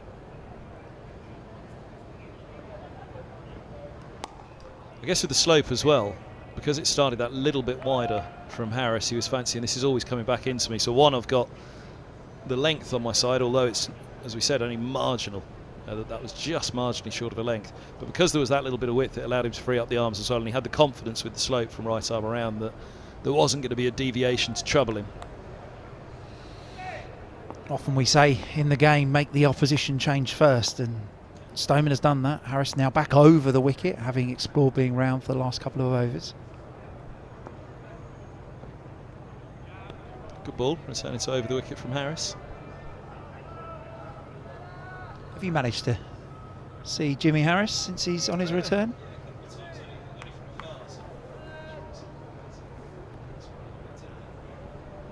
Earlier in the year, had a good chat himself.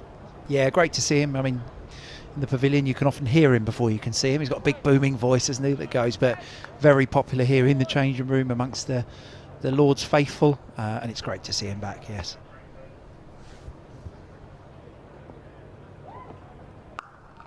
Dropped short and punished again. Stoneman's on to 123.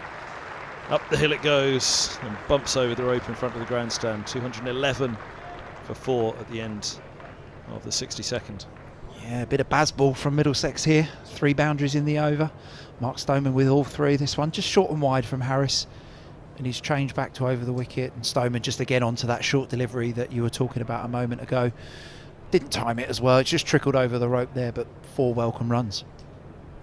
I don't want to overdo it too much, but there's a little bit of an onus on them, isn't there? Over 60 to 80 to try and cash in here against the older ball before a new ball arrives. And of course, new ball only takes one bowler to really take a fancy to it, get himself into a groove, and all of a sudden a couple of wickets are gone and some momentum's lost and the innings complexion changes. But all of a sudden, Middlesex right up alongside Glamorgan now, trailing by just 3 runs. Yeah, definitely right. 17 overs till that second new ball, and you can see without doubt I think Glamorgan will be taking it just to get that extra bit of movement. That's a lovely shot and a great way to get off the mark after the interval for Simpson. He's on to 45. I think I'm right in saying that's his first run in 22 deliveries. We saw Mark Stoneman play a very similar shot from Hogan, and Simpson has replied with an equally as good on drive, slightly over pitched from Hogan and beautifully controlled for Simpson's first run since the rain break. They've got to find a way very quickly here, Glamorgan, haven't they? Because if this period up to the second new ball does get out of control for these two, they are two batters. They are two batters who can very easily get on top of a bowling lineup. So they're going to have to find a tactic here. As I say, around the wicket doesn't seem to have been as threatening with this older ball. Whereas it did seem to be a good ploy early on to both Simpson and Stoneman. It's Van der Gooten from the pavilion end who really managed to extract the most, I think, out of the surface this morning for the visitors.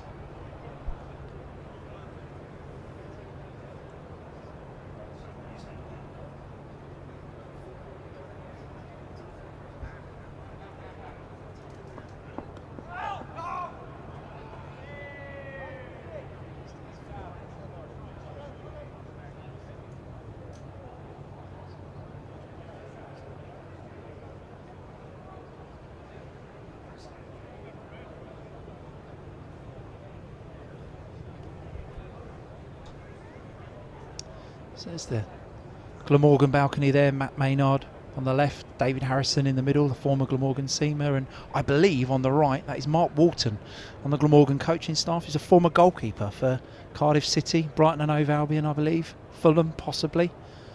Having looked at his Wikipedia page, just trying to remember who he's played for, but saw him throwing some balls earlier on. He's a big lad for a goalkeeper. He is a big goalkeeper. You wouldn't fancy getting a penalty past him. Fulham rankle with you as much as QPR, or is Fulham allowed? When you are the leading London club in the Premier League, you know, in West London especially.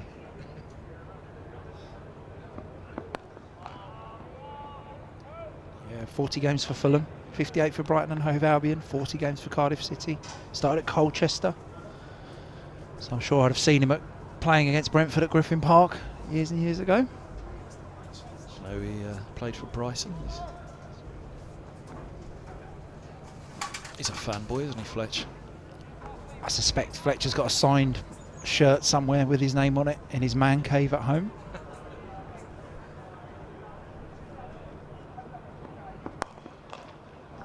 Lovely shot by Simpson. 2 boundaries in the over, having waited a while for a scoring shot. He moves to 49 with a second boundary, and this one, well, just as lovely as the first in the over. A flurry of boundaries for Middlesex in the last couple of overs. That one slightly too wide from Hogan. That full length we've spoken about, a bit easier to score if it's very, very full. That ball just flicked up over the rope into the stand. For 4 runs, takes Simpson on to 49.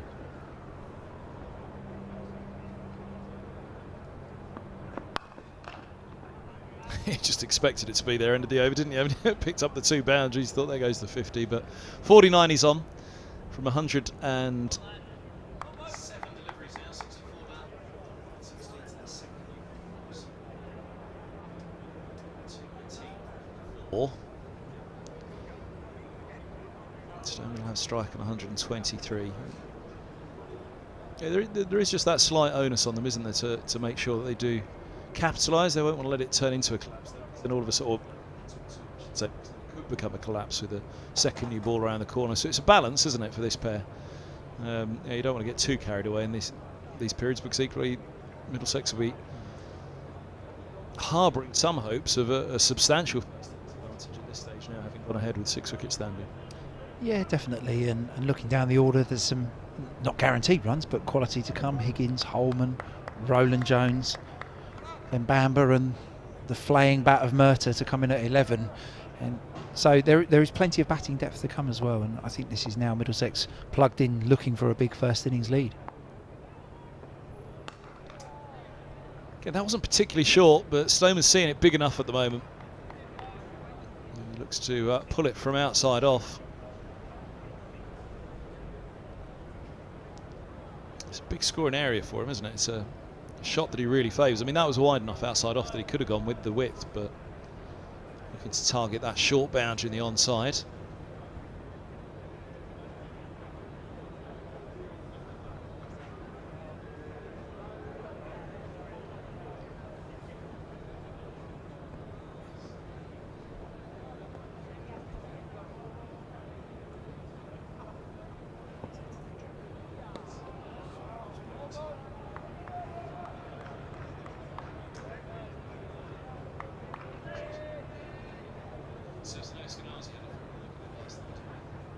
Well, Middlesex chose the light roller this morning. Had a, I assume they had a heavy roller between innings on day one, so I've chosen the light roller this morning. So probably will be. It's not very hard. It's firm, but it's not hard. So there will be some dents out there, and Middlesex will be mindful of that, especially if they're setting themselves up for a fourth innings chase.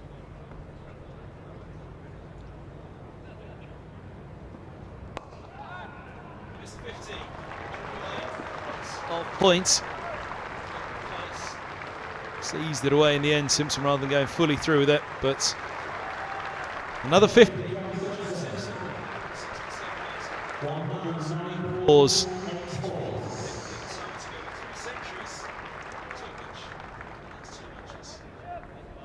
Yeah, fine 50 there. Came in after 2 wickets in 2 balls and has really steadied the ship, as Middlesex members would have seen many times over the years. Slightly uncontrolled cover drive there, a little bit in the air, but 2 runs and takes him to a very well-deserved 51.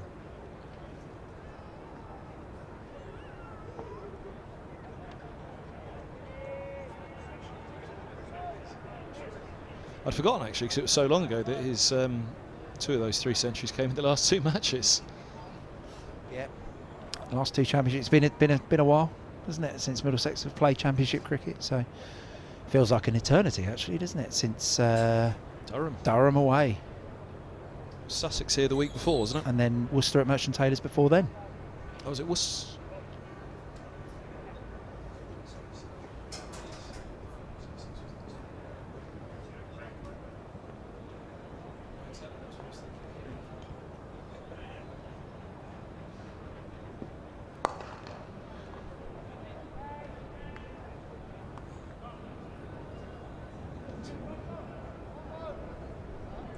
Pace from Harris, up at 80 there. He's been the quickest bowler on show in the match, hasn't he? Yeah, he's very fit and strong and skiddy pace with James Harris. Doesn't lose much pace off the surface, so always at you and always able to hit the corners of the seam, get it wobbling around. So a handful in most conditions. And as you saw, there's not many better. When he gets on a roll and the adrenaline starts going through his veins, there's not many better than him, as we've seen many times at Lord's.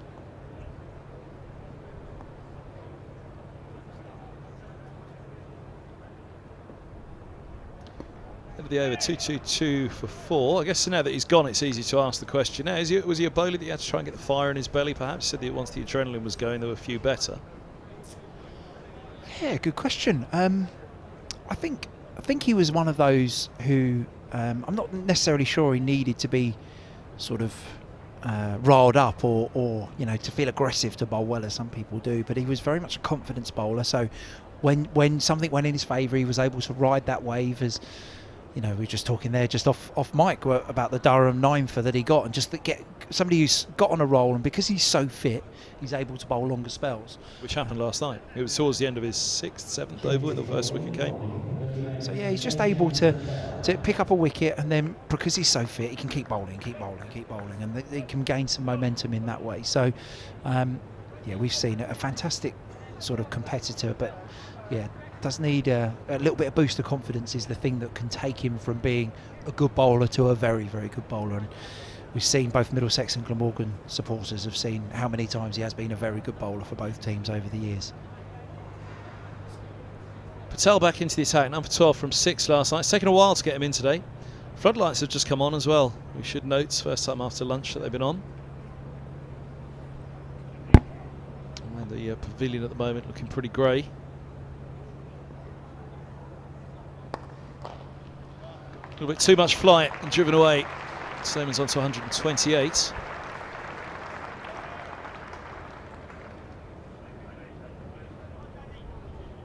Yeah, I think you'd put this in the loosener category from the left-arm spinner Patel.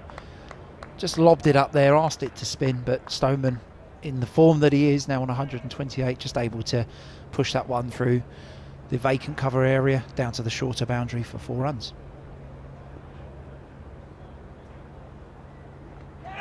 Oh my goodness me, he's got him. Slides on across Stoneman, who swishes away at the surface in frustration at himself. A soft dismissal for Stoneman.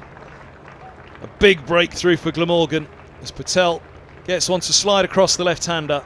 And a wicket with his second ball of the day, 226 for 5. Yeah, often when a bowler comes around the wicket, left arm spinning to the left-handed batter, you ask the question, is it going to spin or is it going to slide? He's bowling against the slope as well, and that ball's just left Stoneman, who's had a little fiddle at it outside off stump.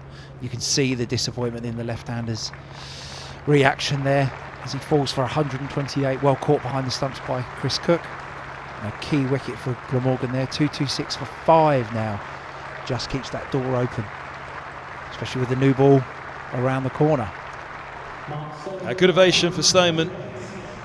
A century for a Middlesex batsman here at Lords in the last championship game of the season. Shake the hands as well from Ryan Higgins, making his way out as a Middlesex batter once more. Takes his moment, goes through his own little routine, which is obviously quite distinctive to him. But for Stoneman, we just saw that replay hold for a moment there on his disappointment as he nicked it. Just got himself into, well, almost caught in two minds, wasn't it? As you say, he followed it slightly. He did, yeah. He'd be pretty disappointed there. Just looked like he was on the back foot, waiting for the ball to spin, just to drop it and you know, try and make that delivery a non-event. And it's just slid down the hill, and he's followed it with his hands there, which would be a real shame for him. Fantastic innings for 128, and has really put Middlesex still in a very good position in the game. Let's not beat around the bush about that. And his 128 is a key part of that. But as I said, just opens the door for Glamorgan here. I'll be hoping, you know, to now pick up another quick wicket as they did last night, and then just the doubt starts to creep into the lower order of Middlesex.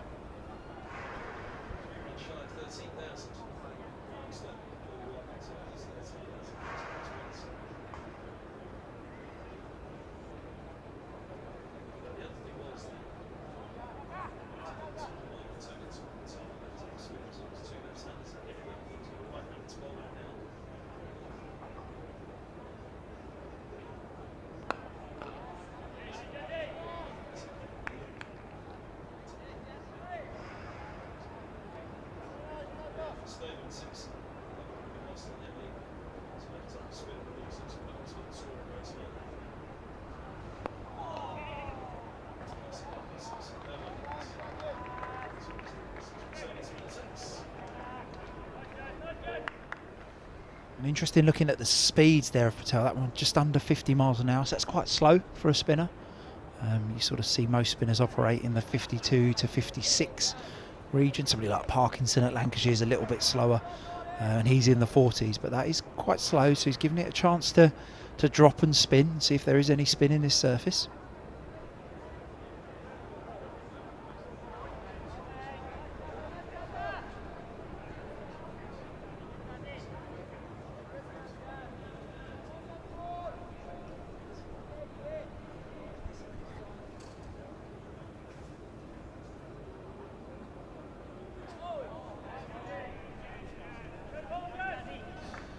Into the 66, 227 for 5. Stoneman gone.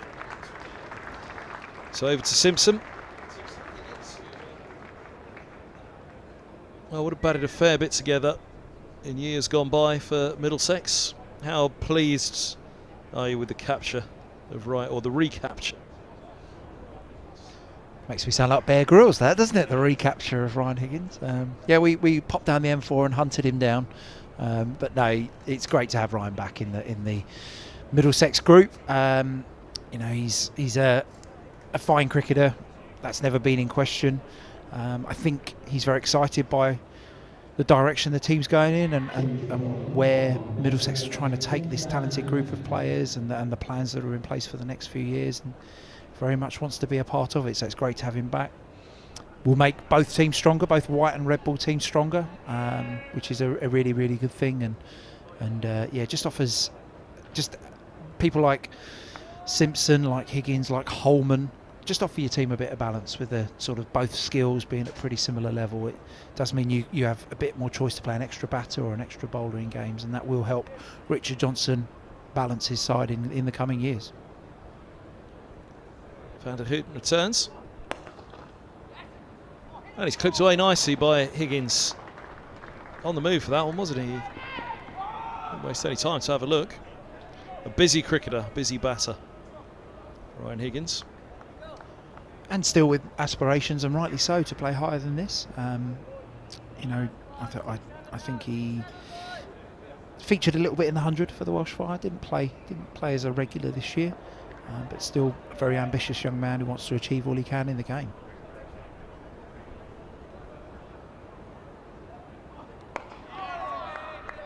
There's a stat that the amount of runs that he'd scored. So you know, when England were looking for an all-rounder, was it when Stokes was injured? Obviously, there's a lot of talk about Darren Stevens, wasn't it, that went around as well. But actually, Higgins, when he looked at his stats of runs and wickets taken over a certain period of time, nobody had come close to him.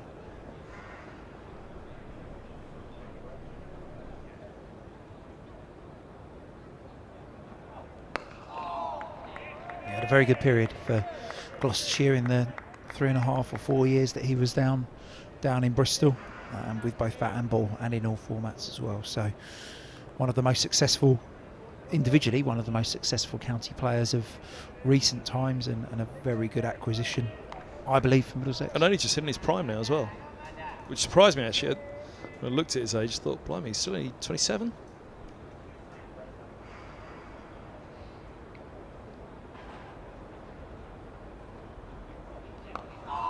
Oh, chopped fine off the inside edge by Higgins for a single. Yeah, has this one nipped back a little bit from Van der Houten up the slope from the nursery end? A thick inside edge for Higgins as it goes between him and... Has that gone through his legs? Just behind square for 1 run. Actually wider than I thought, as you say, it went through his legs. Square of the wicket.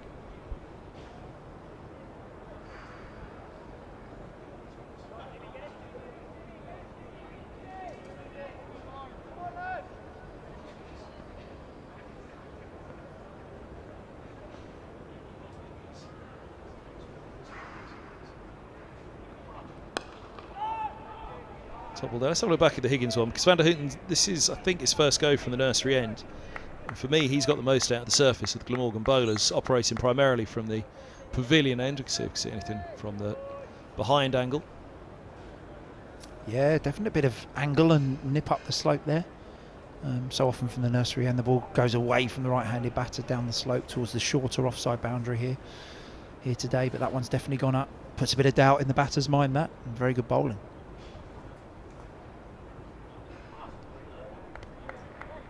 .67 done, well, 230 for 5, lead of 16 for Middlesex. 46 overs remaining today, 13 till that second new ball. Tea will be taken at 4, so 50 minutes away. And then, what will they get in those 15 minutes? Another 14 overs? Yeah, makes for 32 overs after tea, so about right. But all eyes on the weather, that might still move things around, whether it's moving tea around or moving the close of play a little earlier. Let's hope not, because it's a good game of cricket brewing here, especially from a Middlesex perspective. But Glamorgan will know full well, put another wicket on that board now, just shy of the second new ball, and a lot could happen very quickly. Yeah, gloomy there with those lights looking bright in the sky across, is that West London in that direction? Is that the northwest? Yeah, west. So it does look like there's a little bit of rain potentially blowing in here, a little bit gloomier than it was.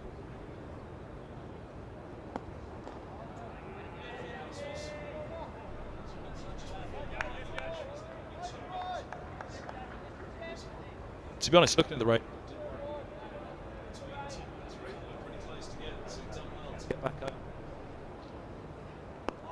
Yeah, I was in the changing room with Richard Johnson, both looking on 2 different weather radars, and they both said different things. So at the moment, my one is just right at the moment. I won't say which app it was, because it may be proved to be wrong momentarily.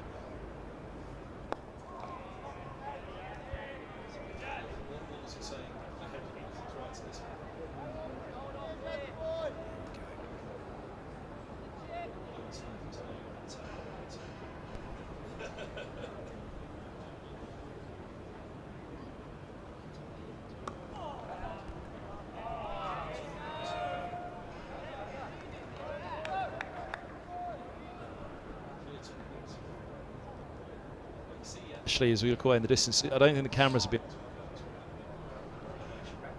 You can see just some of the red lights on.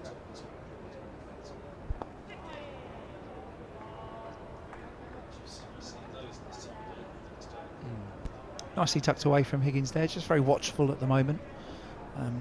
Not offering a huge amount of spin here against the slopes, and most of the balls will run into the right-hander's pads and potentially away from the left-hander Simpson there. So as we saw with the previous overs, left-hander Simpson's got to be watchful of whether that ball does grip and spin up the slope or whether it slides past his outside edge.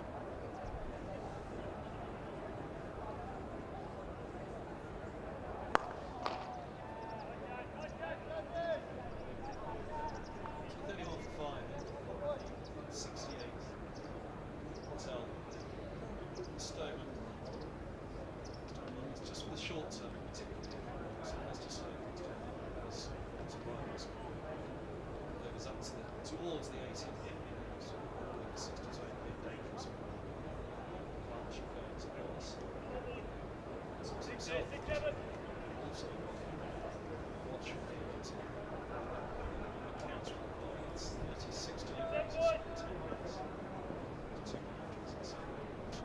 Hogan.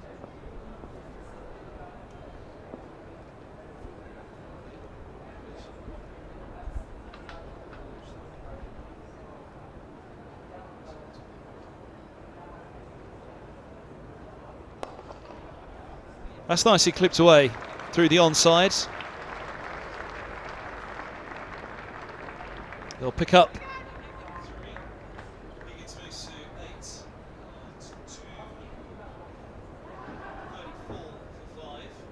Yeah, very firm clip up the slope there from Higgins, who moves on to 8 from his 12 deliveries so far. Keeps that scoreboard ticking for Middlesex. 20-run lead now, with 5 wickets down.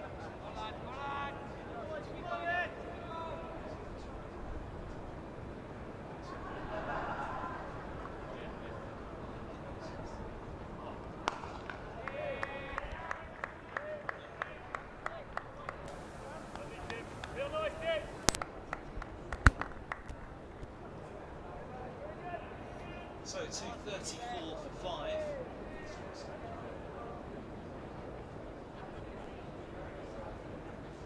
Lead of 20.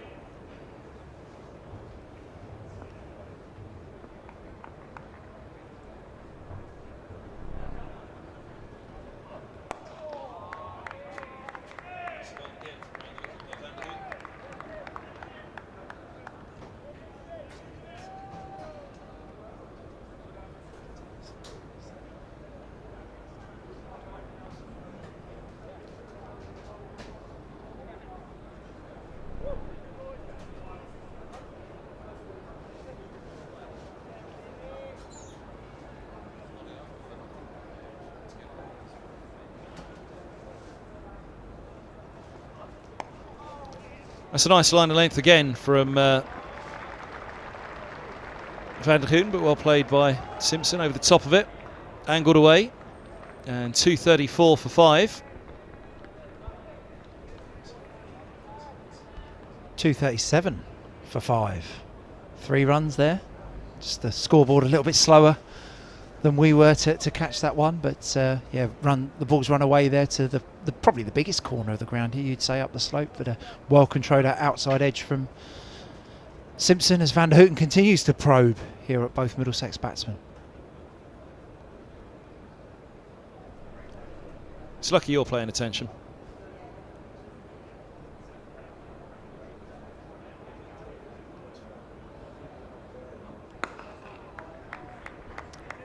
He's away to end the over. And 237 for 5 it is after 69. So yeah, Higgins on 8, Simpson on 54. I think I'm right in saying he had a little one his first, was it? Did I see him earlier this season? Or was it last year or so? He has, yeah. Grown up a lot in his 4 years away from Lords, but it is really great to see him back. Obviously, as you said, 27 now, sort of that line of academy players. Gubbins, Podmore Helm, a year older than him. Then you had Robbie White, Charlie Thurston at Northants, who are a year below, and go into Martin Anderson and so on. So a lovely line of academy players that make the core of this Middlesex squad.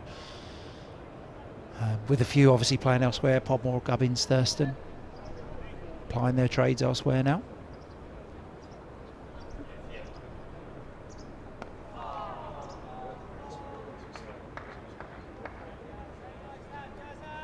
Two slips in place now for the left-handed Simpson. You have the one for Higgins. I'm not sure he had two in place for Stoneman. Check back and he probably did if I have a look. But the interesting bit here for me with Higgins on strike and the shorter leg side boundary is no fielder out on the leg side, which is very rare for a spinner. And obviously international quality. But I do think that will mean Higgins is looking for anything slightly short or straight here, just to try and pick the ball up into that short leg side boundary.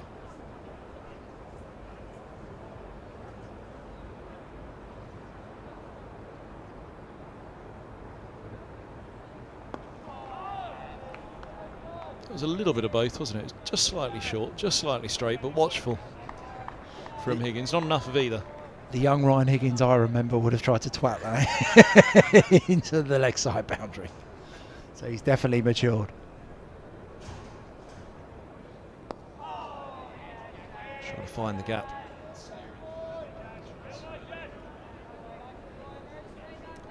James Harris doing the fielding.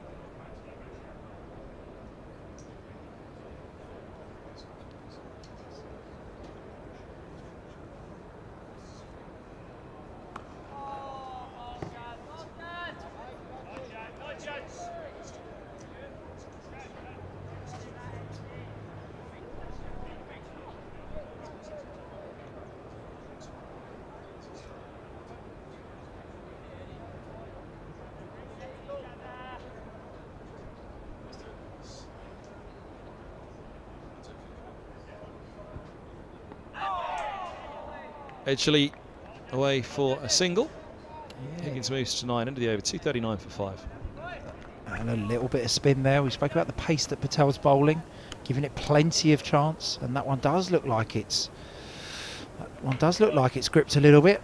Caught Higgins' outside edge and just run away for a single. Lead now growing steadily, 25. Now the Middlesex lead, 11 runs short of their next batting point.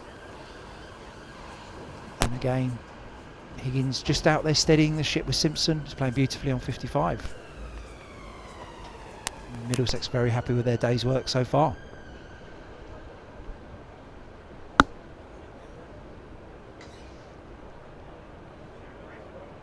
Van der Houten into his 16th over, none for 43. He certainly bowled better than that.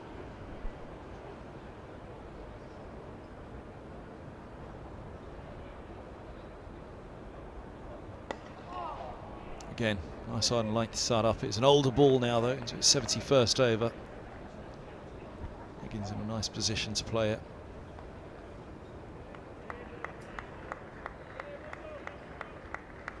Van der Houten hidden up into the 80s. With James Harris, that was the thing when he arrived at Middlesex. There was this whole, oh, he's good, but he's not quick enough for England. But he's an 80-mile-an-hour bowler now in his 30s and back closer to the more natural action that he had in his early days with Glamorgan, he told me at the end of last year. Yeah, that was one of the things, isn't it? Probably trying to force a bit more pace out of him to try and be that 85-mile-an-hour James Anderson sort of replacement that England had him earmarked for. There was a stat on the sort of the test match, I think, the highlights last night actually about Philander, and not somebody with great pace, but you know, he was one of the, I think, the fastest to 50 test wickets ever, Philander, in about 1,200 balls or something like that. But he wasn't express pace, just very, very skillful. And there's obviously room for pace. It's exciting. Everyone loves to see it. But there's still room for a very, very skillful bowler even at the highest level and in the shortest formats as well.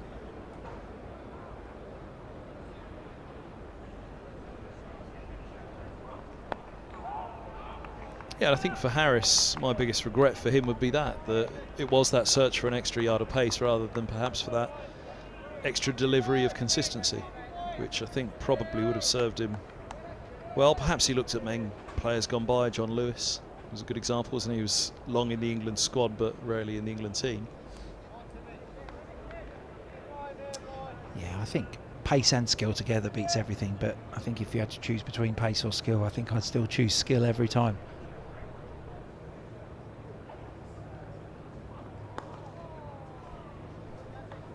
Couple more here for Simpson. Moves to 57, well, as Tim Mercer showed in the Test match against Ireland, against England indeed.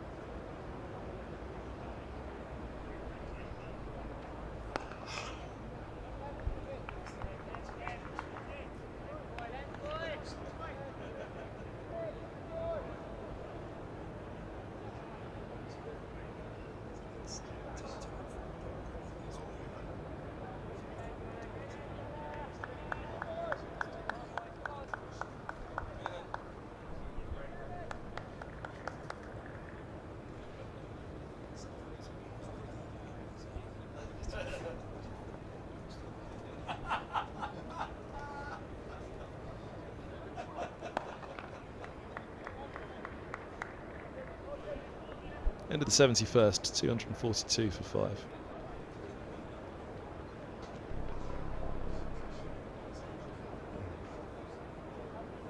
Eight away, Middlesex from their second batting point, which will take them to 5 bonus points in the game. Glamorgan obviously 1 wicket away from their third of the game. So still pretty evenly poised here. As I said earlier on, Glamorgan are just trying to keep a lid on this lead as best they possibly can. Middlesex 9 overs till the second new ball. Higgins getting himself set, maybe look just to make a little bit of a move here just to advance that scoring rate, depending on how tricky they think that new ball will be to face. It's a great conundrum right now, isn't it? Because he could well see settle in and try and play the long game here for Middlesex.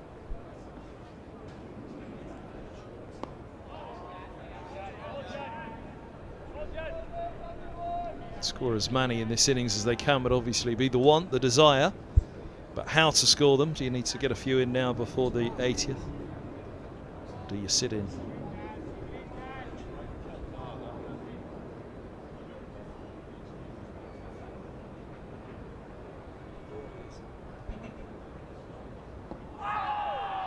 Inside tickle. I think it would have been drifting down anyway. But maybe the inside tickle helped it look as though it would have been drifting down anyway. Yeah, I think so. I think from the angle, as I said, bowling against the slope, so the ball's always going to be running into the leg side here.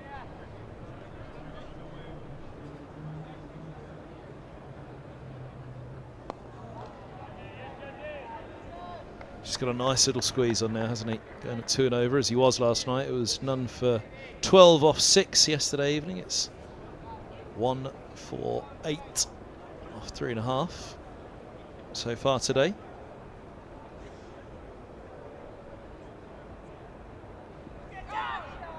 He's given this plenty of flight, isn't he? Previous delivery there was 45 miles an hour. Another one, 45.9 miles an hour there.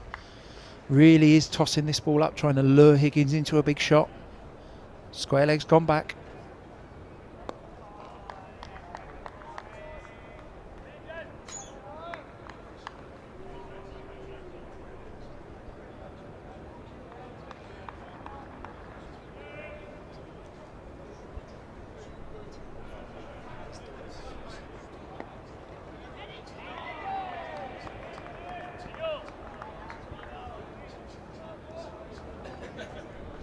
Thanks to Alan Coleman.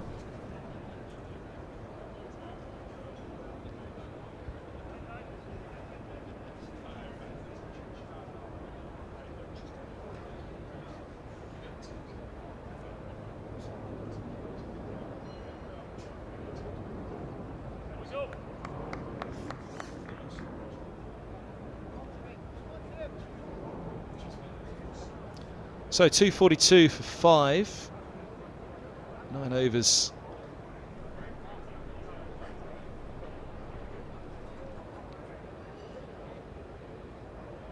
Nine overs remain. I was going to say 9 overs remain before tea. Tea set at 4 o'clock regardless of the overs, but that would be there or thereabout 9 overs anyway, with 35 minutes left of the scheduled session.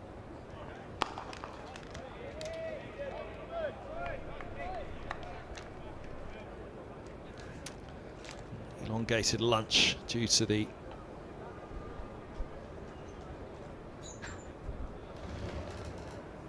rain. It's usually a dangerous time, an elongated session. Players, they get up to no good. Managed to sit through lunch watching 2 scorers getting up to no good, and statisticians. Welcome back, Andrew Sanson. Oh, thanks, Kevin. Yes, we won't go into too much details about the scorers and statisticians getting up to no good. But good elongated lunch is often fun. So we finally found David Kendix, you and I, one of the most famous statisticians and scorers around the world. Who, me or David? Well, sorry, infamous. Infamous. David's famous and I'm infamous. Yes, that sounds about right. Yeah, it was interesting discussions over lunch, wasn't it? Good to see him. Yep.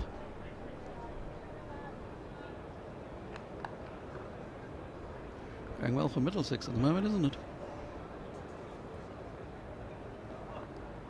Just waiting for that to be famous last words, but you got Glamorgan blood in you somewhere, Andrew? No, I don't think I've got Welsh blood actually. Maybe many generations back. A fair amount of Scottish, Yorkshire, a bit of Dutch, a little bit of Irish. I don't think I've got Welsh.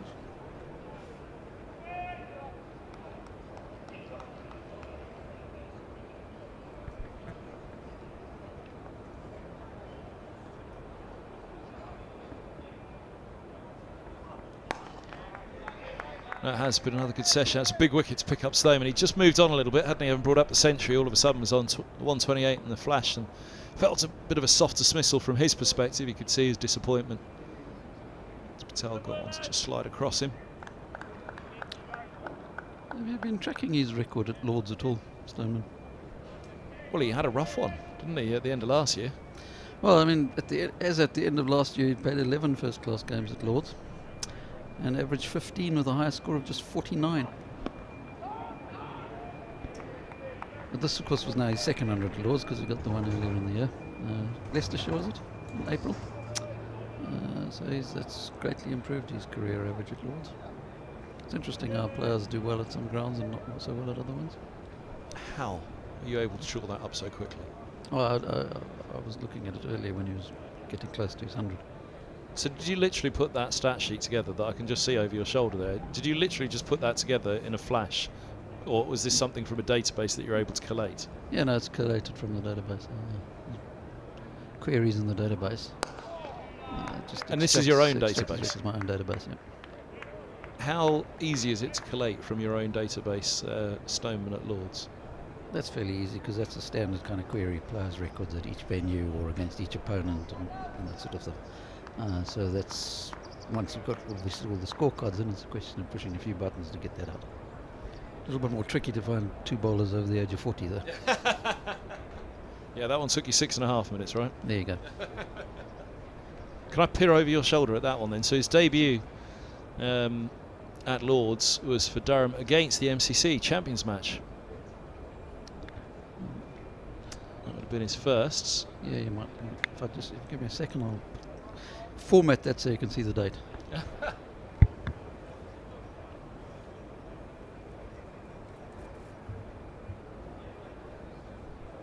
This is like watching a master. I've always wondered this. Tuned into TMS and hearing, and just going to look in the database, and I've always thought, how does that database work? How is it so? So there you have it. So that game you're talking about, his first game here, was in 09. Was Durham the champions in 08? Must have been. Yeah, so Middlesex were promoted 2011. So their first year in Division 1, 2012. Stoneman didn't play here for Durham until 2013. Of course, he could have played at an outground against Middlesex in 2012, but I'm assuming Durham were down that year. In fact, they were. In fact, they were one of the ones that went down the year after winning it, weren't they? Just like Middlesex in 2016. Yeah. There was 3, I think. Was it Durham, Notts and Middlesex won it and went down? Sounds about right. Can't confirm that offhand, but yes. So you got, you really have like 5 games for Durham here. Then 1 for Surrey. And then 2 test matches, and then another 1 for Surrey. Before he moved here last season. And even last season, playing, what have you got there, 2021, 1, 2, 3 games for Middlesex. He didn't improve his average here. Yeah, it was stark contrast between home and away last year for him, when he got a couple of centuries away from home. Now he's got a couple of centuries at Lords. There's Simpson, who's got a couple of centuries in his last 2 matches in first-class cricket. He's on to 61. Middlesex 247 for 5, just shy of that second batting point. Glamorgan just shy of the second bowling point now. Having a good year, isn't he? He's a good player. Somebody was telling me that he was the best gloveman in England. When the global consensus is that Ben Stokes is the best gloveman in the world. So I thought that was interesting. Yeah. Well, Jack Russell and Mike Selvey are convinced that he's the best gloveman in the world. Really? Simpson, yeah. Really? And he can bat.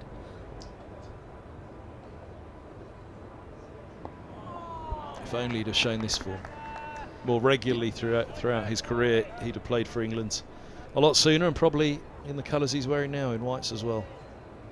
Mike Gatting said when Middlesex won the title that year, and Simpson had some incredible knocks.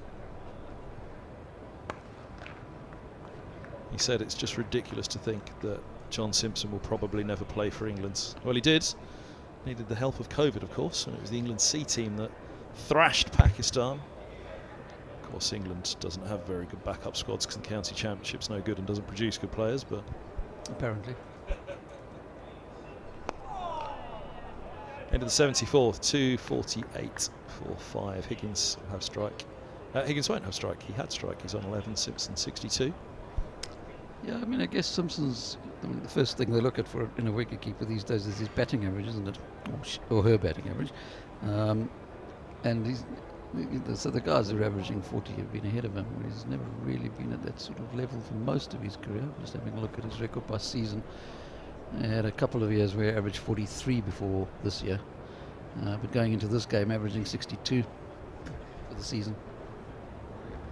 The 2 years that he averaged 43, 2011 Middlesex promoted, and 2016 Middlesex won the title. So there you go. Match-winning performances, title-winning performances. The year he averaged 42, was that? No, it wasn't. I thought that was the COVID year. That was 2019, so that was the year. Yeah. Middlesex were relegated 2017, no, so 2019. Just trying to think, that was Stuart Law's first year. They hoped to come back up that year, but not so. Yeah, but I mean, if you're competing for a place for England, and Bairstow's averaging 40, and Buttler doesn't ever average quite that much in first-class cricket, but he's got a spectacular one-day record, and then you've got Folks averaging 40 in first-class cricket. You're going to struggle to get in. And there's only one wicketkeeper in a team as well, and once you're entrenched, you tend to stick around, so his time's probably passed. Very much the feeling was that test match that Bracey played. That was the one. Yeah, that might have. They thought that was the one where they made a mistake. It should have gone to Simpson at that point. Yeah, and again, they've gone Bracey, who's more of a batsman than a wicketkeeper anyway, isn't he? Because of the batting record. Simpson as a batter this year, he's looked on a different level to anywhere I've seen him before. Nearly talked him out there, didn't I? I was worried that was going to... And you can see that in the average, which is going to at least stay 62, given that he's currently on 62. Yeah. Well, he did say in an interview with me a couple of times this year, he just changed up a couple of things over the winter. Mentally, psychologically, the way he approaches the game. He says it just feels different this year, which good for him. Still a very, very fit man. Again, wicket keepers, it takes its toll, doesn't it? The knees, the back, the hips.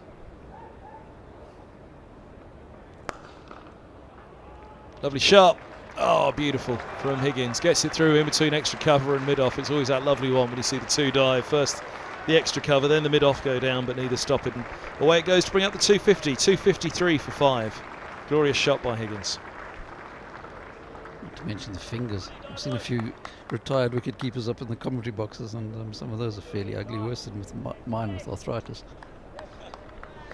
Yeah, the old days, the old gloves that they had as well.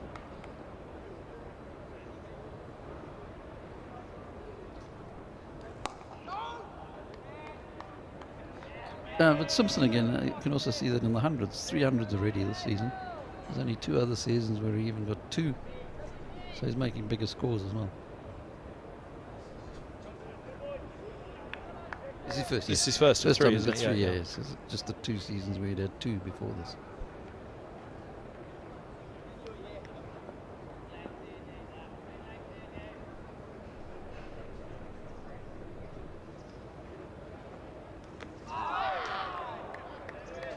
Right in his 7th over now. One for 23. This could be a little bit of a danger area for Middlesex now, because again, up to that second new ball, Lloyd on as the 4th seamer.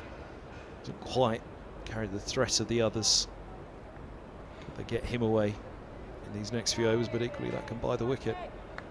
Yeah, and it's a classic case of bowlers are trying to just get a little nick one of them out quickly before the new ball and hope to run through the tail, aren't they? I feel he missed out there, Higgins, and it's that kind of one, isn't it? You hit the fielder and then the next ball you try that little bit harder. So just something to be watchful of at the moment for Glamorgan. See if they can find that way through. Of course, they dearly love Simpson more than any other because he's set at the moment. Yep. He's got a job here to see through that second new ball. So batting still to come in this innings.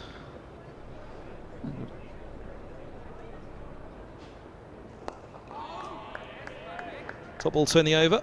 253 for 5. Well, the very talented, very promising Luke Holman. Holman, yep.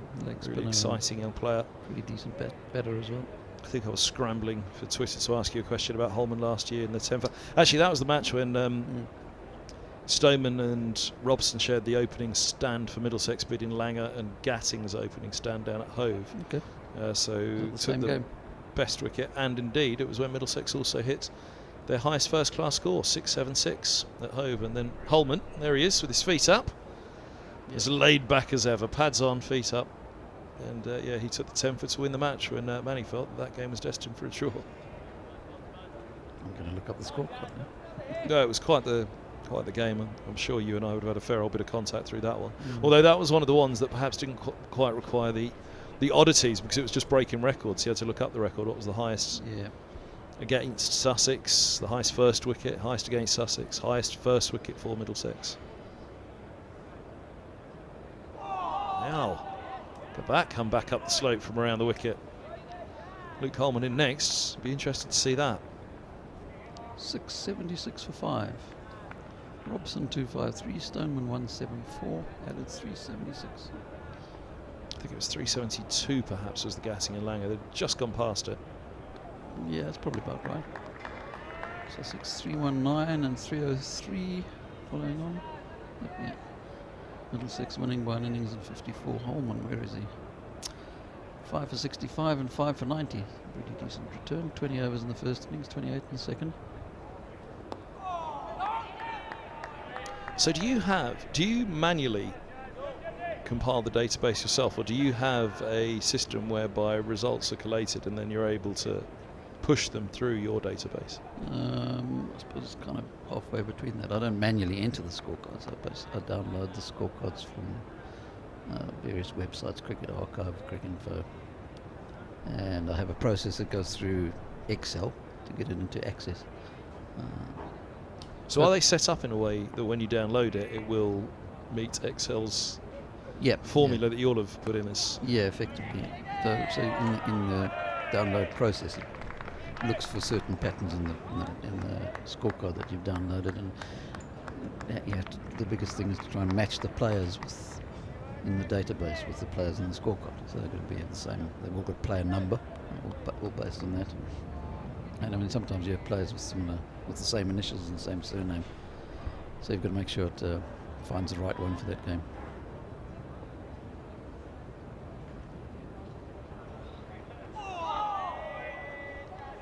Just skids through from Patel. Simpson kicks away at the dirt, foothold. He scratches out. Last ball of the 76th.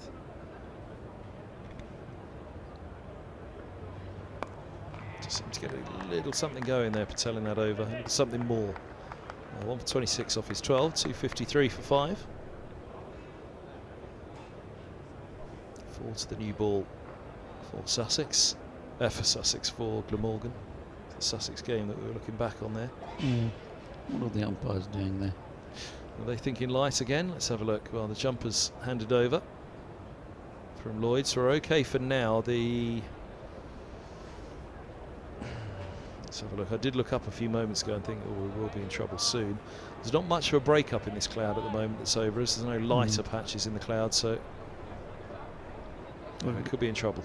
37 overs left, so that's what, 5 until tea, isn't it? Yeah, so tea set at 4 today, which will coincide with 5 more overs, you'd have thought. Yeah, should be pretty much bang on. So I might get an over of the new ball before tea. Yes, probably. Well, they don't always take it after 80 overs.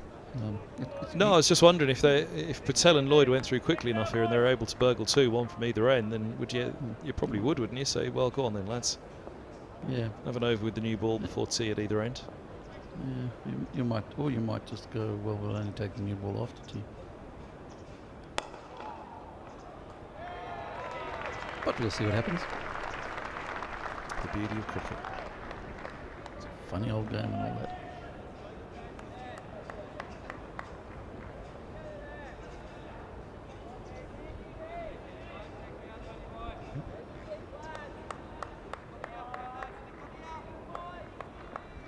Lloyd's one of those kind of solid county cricketers, isn't he? He's been around for years, bats, scores runs, takes wickets, captains the team now.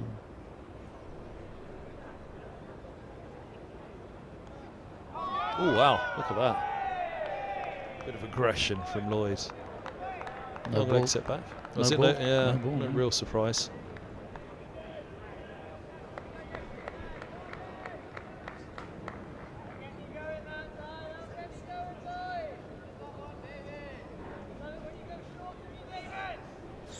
This is one of the grounds where it's not that easy to see umpires signalling no balls, because he signals to the score box at square leg, so you don't see his arm outstretched. Oh, look at that skid through. Yeah, exactly that. And turn side onto us. Yep. So you don't see them. Because he could well be signalling something now. He's turned towards the score box again, but Yeah. we can't necessarily know that the arm isn't outstretched. No, I I think he's just having a look, isn't he? Spotted something. He spotted something, and there was no light coming from the score box either, so there was no signal to respond to.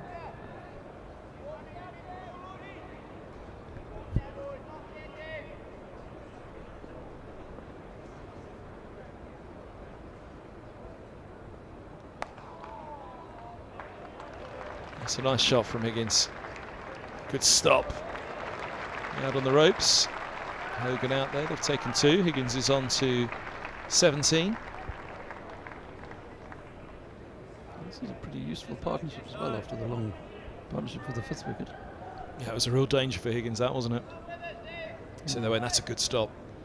Just flicked that bounced up slightly on him, Hogan. Where are we up to? 226 was the last wicket, so they've added 31 already.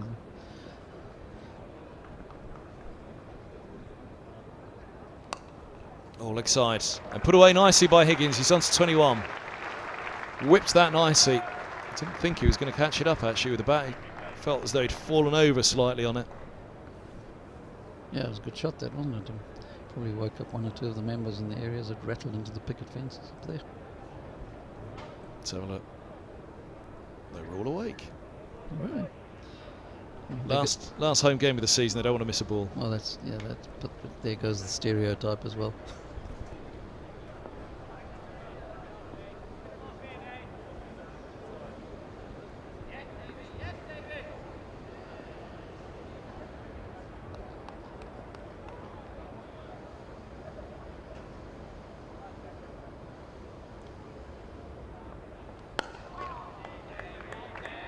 End of the over. 261 for 5. Higgins 21. Simpson 62.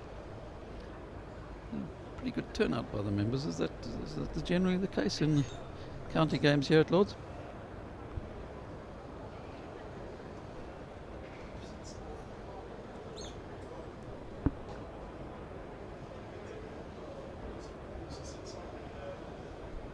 .261 for 5. Simpson 62, Higgins 21. Bad Here's news the for you. light meters, and that is a pretty quick end there, isn't it? How did they manage to do it? I thought they actually had to put the light meter on to call it. But they haven't put, you know, they take the reading on the first day and say, right, that's it, set. They didn't do so as such there. They've just kind of had the conversation and off we go. I thought the light meter had to be placed on the stumps. Yep, that's the light meter reading, off we go.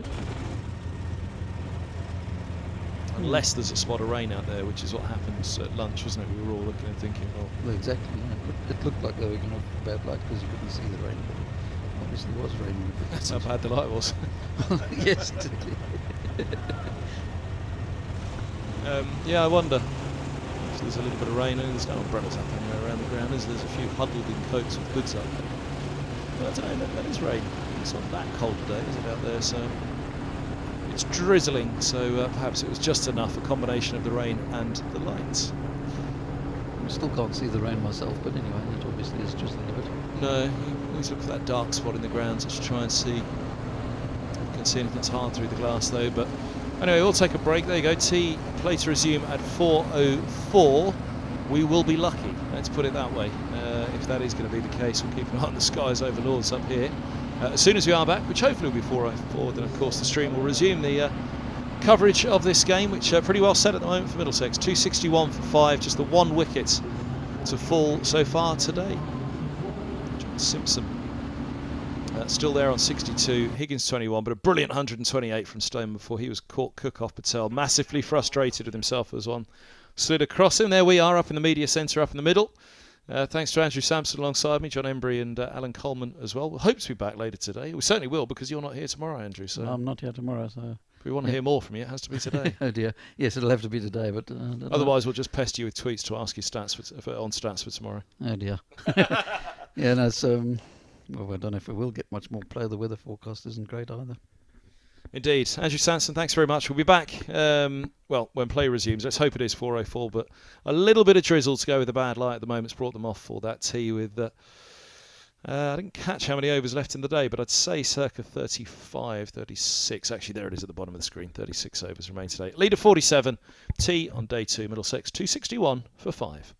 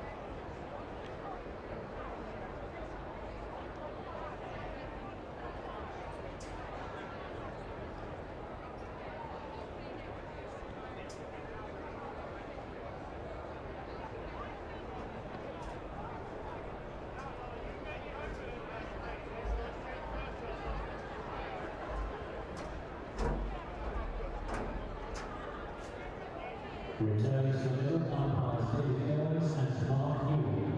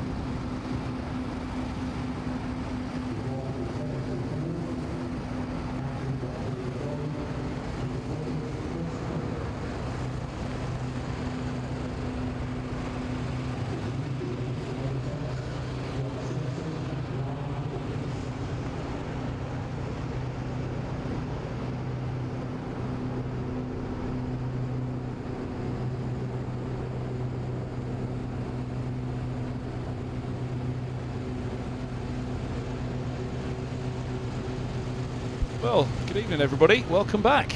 Play about to get underway, which has surprised us all a little bit at the ground. A pleasant surprise, of course. Middlesex 261 for 5 and a new ball very nearly available for Glamorgan, which I'm sure they'll look forward to greatly. Floodlights on, as you can probably still gather from the shadows around Ryan Higgins walking out. He's shared a very useful little partnership here with John Simpson. The 1 wickets fall today. Mark Stoneman, a brilliant 128 from him. Simpson's 62 from 144 has been equally outstanding. But Higgins in this partnership just steadying things again after the fall of the wicket and getting Middlesex up towards this second new ball. They've got 2 batting points on the board. They've got a lead of 47 and it's been an impressive day once again with the bat, particularly from that man scratching away at the crease, John Simpson. I'm Kevin Handel, I'm Angus Fraden. Well, Gus, we just had a quick natter off mic. It really has been brilliant from Simpson once more. It has. It's been well, say good afternoon, good evening. Is it evening? Yeah, evening, I say. Everyone. But it's been a really good day for Middlesex so far, and I suppose this offers a wonderful little opportunity for Glamorgan to get back in. If sort of get 45 minute an hour's play, you can't imagine us sort of being here much after 6 o'clock just because of the natural light disappearing. But she said 3 overs to the new ball. Bowlers have been off the field for a little while, a chance to get some wickets. But equally, with the new ball, runs can come at a bit quicker pace, more hardness in the ball, better value for shots, more attacking fielders. So it does reach that sort of point. But yeah, this little window is offering an opportunity for Glamorgan to peg Middlesex back, who've had an outstanding day. And as you said, Stoneman superb innings, and Simpson once again. It's batted beautifully, so congratulations to those two. And Higgins been quite calm, really. There's normally a aggressive little so-and-so, isn't he? But say watchful, determined to do well. But Middlesex with these two at the crease, Holman and Toby Rowland Jones still to come. There's plenty of batting for Middlesex to extend this lead to over another 100 runs would be welcome in the Middlesex dressing room.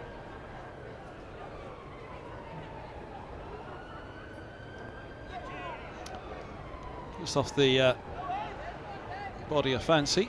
Yeah, leg byes will be signalled. There was a couple of deliveries, I think, that Alan Coleman was up here earlier. He said, yeah, the Ryan Higgins of old, he's a changed man. He'd have been looking to sky that one into the tavern or the mound stand.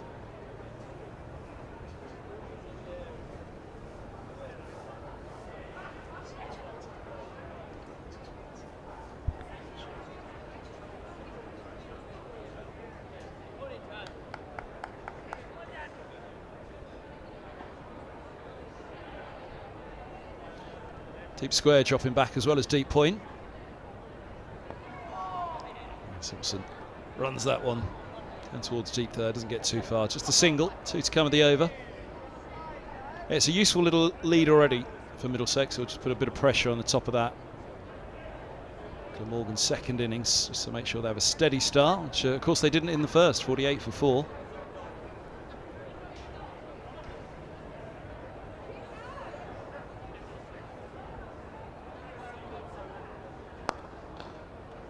Let's carve that one a little bit more.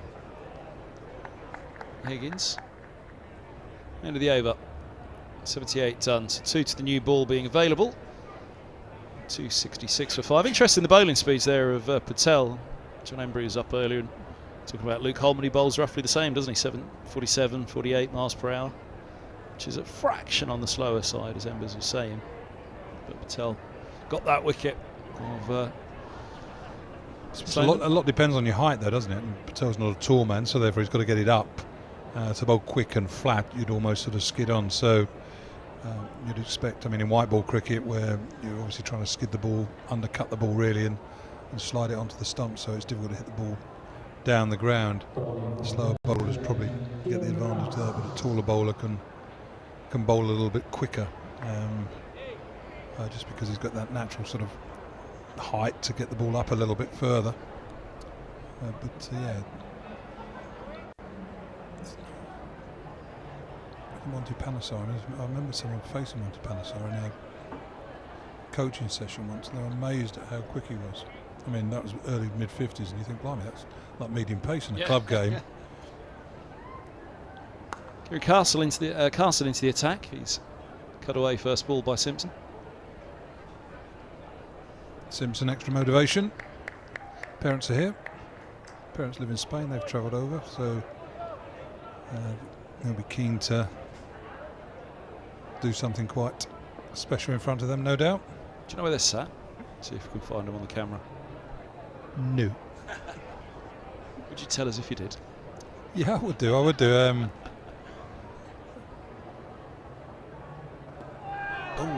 that's through outside off. John's father, Jack, he was here yesterday. Didn't have a jacket in time, so I assume he's not in the pavilion.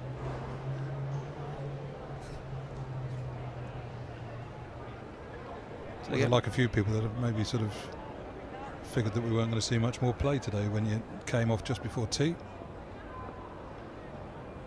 Strange sort of weather, isn't it? It's almost, well, it's not strange weather. I mean, weather is weather, isn't it? But just spotting, really, isn't it? And it's how heavy that spotting's been. It's never been heavy rain all day, really, has it? It's just been in the air, and a real sort of quandary for the umpires whether to come off or not.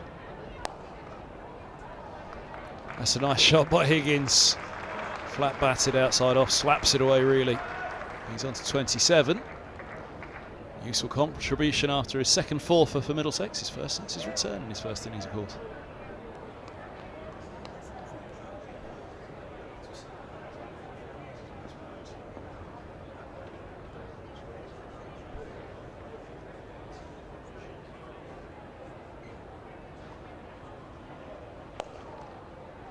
Away again, but only to the sweeper. Partnership So 46 for the 6th wicket. But again, just in these 2 overs, we've sort of half a dozen, well, more than that, sort of dozen useful runs. It's suddenly, instead of being 47, the league's now up to almost 60. And whilst... Oh, that's a great shot. That's a beautiful shot, that is. Just waited for it. Sometimes you can almost chip those to mid-wicket, can't you? Because you get there too keen to sort of hit the bad ball and lose your concentration or your shape. But John Simpson has just waited there for the ball to arrive and hit it beautifully in the gap between mid-wicket and mid-on. Classy stroke.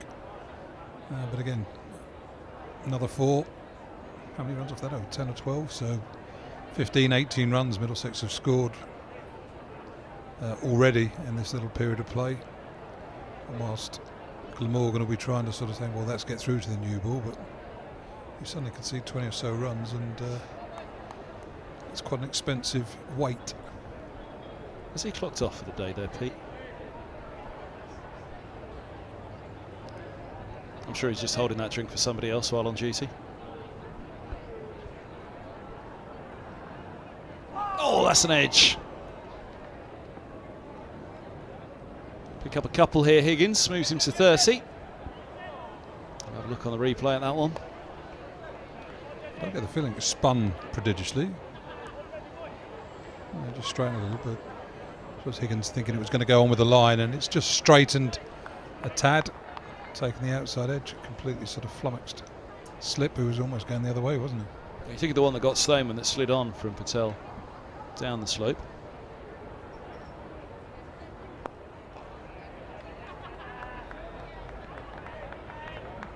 I just think it was that sort of ball Alan Coleman said he used to whack into the stands. Yes, yeah.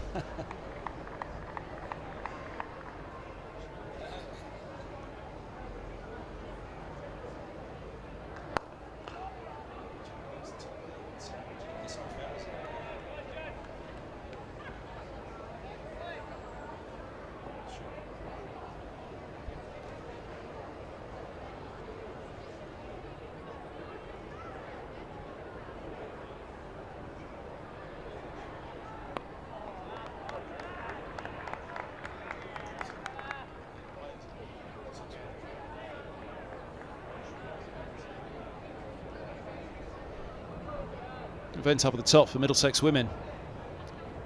Is that Naomi Datani with her back to us there in the Middlesex colours? That's a glorious drive.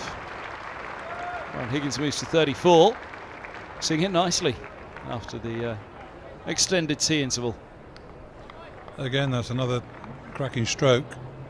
It's a flurry, isn't it, Higgins? Whereas sort of Simpson's a bit more sort of robotic, because it's certainly not robotic, but a bit more sort of functional, whereas Higgins' stroke play is a late flurry. Yeah, there's Sanjay Patel, who's in charge of the head women's coach, so the Middlesex women that are up there. Katie Berry.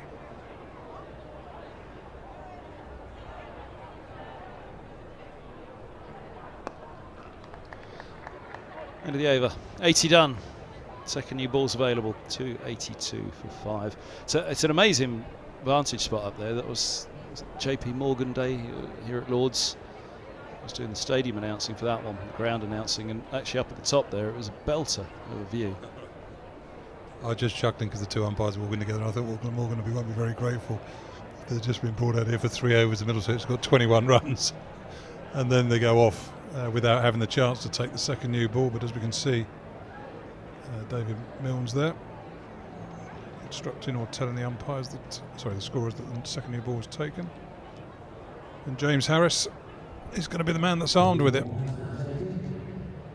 So this is going to be a test for Middlesex's two batsmen who, as you say, are moving this lead healthily along. 68 runs now.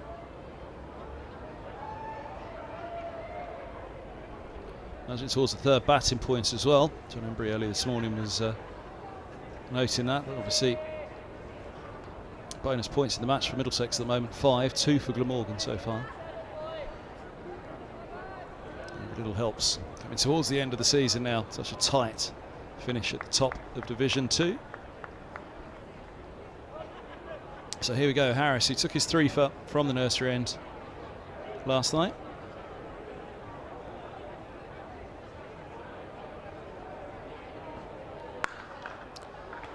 And serves on up with a bit of width, which John Simpson's not going to reject the way he's seeing it. It's a lovely stroke. He won't get full reward. It's a big old boundary up towards the grandstand, uphill as well, but he moves to 72.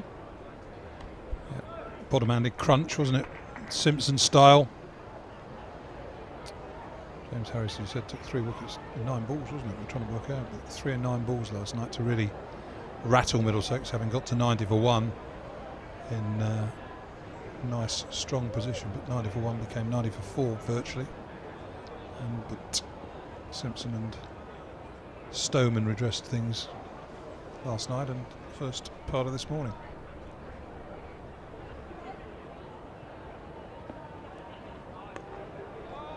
That was the top of the Milestone, I should have said as well, that event. It is an absolutely astonishing view up there. When I was up there for that JP Morgan day, Joss Butler was playing, Morgan.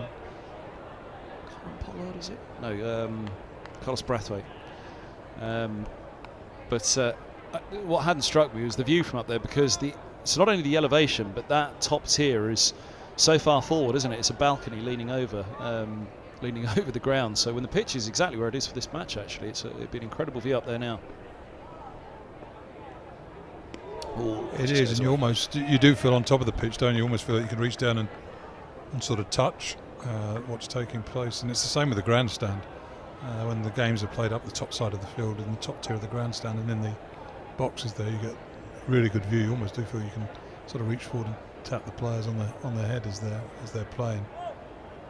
The one thing I like about the top of the mound stand is standing areas. I mean, all right, you couldn't struggle to. I mean, obviously standing at football grounds is no longer. I say no longer. There's sort of organised standing there, isn't there? Almost in the place of a seat. But cricket, I think, does well with standing areas. I love grass banks where people can sort of stand and watch the play. You don't want to be in a seat for 6 or 7 hours, do you? At the top of the mound stand, you can sort of stand there, lean against a sort of a bench stroke table and talk garbage with your mates for a couple of hours. And there's a nice area actually underneath the underneath the Warner stand. There's a standing area on either side of the control centre where you can watch the game, and I think that's when I sort of eventually sort of come to watch rather than work. Back of the Warner? Yeah, the back of the Warner stand there. It's a really nice little, sort of just to the right of the pavilion. So you've got the bowler's bar, then the Warner stand, and at the back there, just behind the disabled seats, there's a gangway where you can stand and watch the cricket. It's a really nice view there. I'd never noticed that, actually, that there was the standing room there just behind, or just either side, as you say, of the control room.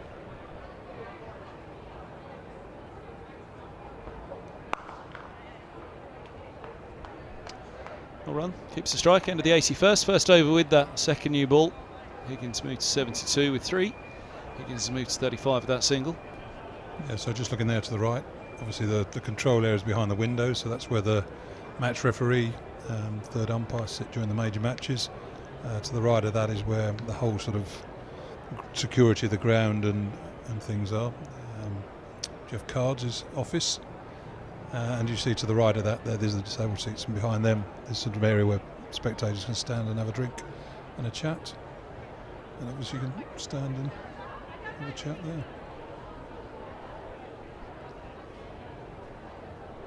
Sam Robson in the doorway, standing up. Luke Holman next in, right of the shot next to the injured Blake Cullen. Both for him this season. A long way back into the dressing room there. Richard Johnson clearly. James Fleming. Trying to work out who is to the left with the sunglasses on the head. You see it down. I don't know, I stuck my nose in there a couple of times today, and Toby Rowland-Jones was being very disrespectful. So I hope he plays well if he gets out, because otherwise I'm going to be on his case. I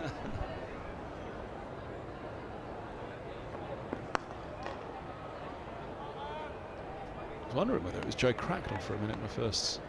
No, he's playing down the second level. Second level's at Essex. bowled Essex out for about 190, just under 200 earlier today. Walawalita and Souter, I think, got 3 or 4 wickets each. Anderson got a couple. And a young seamer called Carter. He got 2, I think.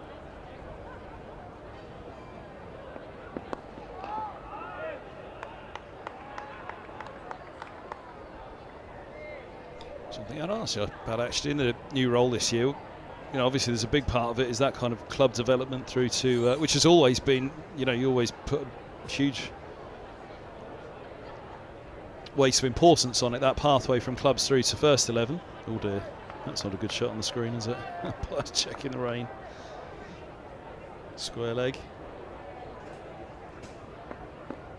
But yeah, pathways are a big thing for you when you took over as MD of cricket in late 2008, early 2009. How is it at the moment? The pathways, how are they looking? Obviously a good number of youngsters have come through. Yeah, I mean, I'm not sort of actively involved. Obviously take a huge amount of interest as the umpires come together. So obviously the rain that you saw David Milnes putting his hand out to see how hard it was is coming down hard enough for the two of them to have a chat. I've got a feeling we're doomed here. And sadly they've signalled to Carl McDermott and the ground staff to bring the covers on. So actually, I mean, we're talking about a difficult session for Middlesex. That's just been an excellent session there. 25 runs scored. Yes, new ball is still new, but to have got through that and to add another 25 runs is something they'll be delighted with. I know they'd rather be out there playing than making their way off and watching the ground staff put the covers on, but 20-minute period there that strengthened Middlesex position a little bit more. You see the rain falling there in front of the floodlights. That surely is going to be that for the day. Just looking at the skyline, it's very difficult to see how the any improvement in the light really, even if there was. The rain stopped at this stage. The light is very nearly there. 10:30 tomorrow, if that is it, they'll have a ball that's 9 deliveries old, so Glamorgan will cling to that. The first thing tomorrow, look, 10:30 September, get out there, get it up there, that ball, and see what it's doing at 10:30 in September, which is usually a fair bit early in the day. So they will very much hope that, although today hasn't gone their way, it's just the fall of Stoneman for 128, Middlesex resuming a position where things still could have gone very much awry today. They were still recovering from that 90 odd for 4 last night, but it's been an outstanding day for Middlesex. There will be that opportunity for Glamorgan though in the morning. They'll have to work hard and fast with it. 5 wickets, but especially Simpson 72, if they were able to claim him early in the morning, they would feel there is an opportunity. 10:30 tomorrow, get out there, get back into this game. Yes, it will be, and I do say for Middlesex, I mean, I suppose it's nice when you do start days of play and you do say how important the first hour is, and it's a good game of cricket. But Glamorgan, right, they're in second place at this moment in time, but they could, again, I suppose from a Middlesex perspective, you'll be thinking, blimey, I hope we don't sort of lose 5 for 30 or something like that in the morning. All right, that gives you a lead of over 100, which is still a pretty good lead on a pitch that offered consistent assistance to the seamers. But Middlesex would be, and again, if you look at Glamorgan, would you be happy to bowl them out for another 70 or 80? You probably would be. So Middlesex would be fearing we don't want to get skittled against a new ball, fresh morning.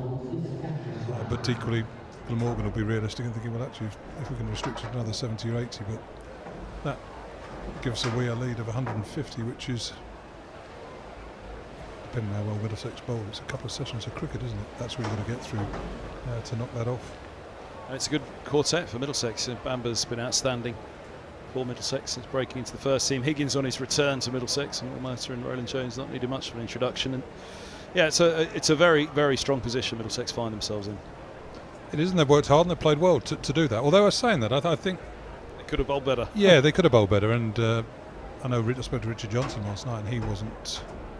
I mean, he didn't think we bowled as well as we could have. No, Alan Coleman said that. He said there was an honest chat last night, and they didn't bowl well enough. I think Glamorgan will be maybe a little unhappy with some of the strokes that they played, and probably felt they gave us a few wickets as well. So equally, you suddenly get a side bowling better and one that bats a bit better. Where does it go? You could end up with the same result.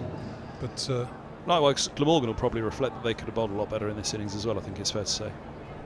the quality that they've got. Yeah, it's a strange one actually, because I suppose that's when you get objective commentary, isn't it? Where if you're sort of invested in one side, you just look at how your side's doing, don't you? So Middlesex bowled well or batted well, you sort of don't look as close as you should at Glamorgan, and I think that's a mistake that we all make, because there are games, there are times when you've got to give the opposition credit and say, well, actually, they played damn well today, and they've been better than we have. Yes, we could have been better, but we haven't done that much wrong. But the opposition have just been that little bit better. Didn't feel from a Glamorgan perspective as though they put the ball in the right areas often enough to build pressure, as well as Stoneman and Simpson batted, and they did bat incredibly well. That they weren't loose, they were very tight, weren't they, with their technique and their concentration. It was a really sturdy effort from them, but did Glamorgan just pin that off? Yeah, I think that the run rate often gives it away, doesn't it? I mean, Glamorgan scored at 4 and over, Middlesex is scoring at 3.5 runs and over. Let's be honest, if you're high quality bowling on a pitch that's doing a bit, all right, you could concede some runs to third man, but try and fill that hole with a fielder down there. But you'd be hoping to go for 2.5 runs and over, really, when you're creating pressure. So the fact that both sides have scored quite quickly suggests there has been too many 4 balls knocking around. I think we can call it, can't we? Carl McDermott, is he pulling up the... maybe he was putting it back in... I thought he was putting up that green matting for tonight. There was an announcement that just went around the ground, but no, there are still a good few in their seats as well. And because the floodlights went off also, I was wondering whether... usually the floodlights stay on at all these grounds now, don't they? Even when the sun's out. Yeah, but who's going to pay the electricity bill these days? Cost of living. It's sustainable energy here, isn't it? Your electric bike over in the pavilion there. Well, actually, that was quite amusing this morning. So I sort of didn't watch much of the first session of play, because I just thought, right, I'll go and do something healthy, and sat on the bike at 10:30. I thought I'd do an hour, and of course I didn't lose a wicket, so I thought I better not go off the bike. So I ended up cycling, did 50k on a watt bike at the back. There was a big pool of sweat around me by the time I'd finished, much to the disgust of Blake Cullen and Tom Helmer were training in there too. So yeah, perhaps I'll have to get on the bike again tomorrow morning for an hour or so. I don't think that is Stump's thing, because there was an announcement just made, and there are players still in their seats. But yeah, floodlights off. Carl McDermott is... It's not Carl now, actually, but somebody is fiddling away with the green matting down there. I think it is Carl. Is it Carl? Yeah. So yeah, at the moment, the spectators are still in their seats. That means the announcement hasn't come that it is Stump's, and what have we got? 20 minutes left of the scheduled day, so you can well imagine the umpires will wait till then. Actually, it's quite nice yesterday evening. I sort of walked across the ground at the close of play, and there were still a few hundred people sat in their seats, certainly in the pavilion, just enjoying the September. It was a warm day, enjoying the September evening and having a couple of pints. So, as I left the ground last night, actually, it had a real buzz. It pulled out the back gate there. There was a flow of people coming out, because I was out unusually early at Stumps yesterday, just straight out the door, and leaving with the spectators. It was a really busy. At that point, it kind of reminds you just how many people are actually in. It was once said to me, which I think was quite a good comment, Lords is incredibly good at hiding people. There's a lot more people here than you realise sometimes. I agree. That's why I sort of said that. I'd imagine there's sort of over 3,000 people here, which is a really nice crowd. And again, people.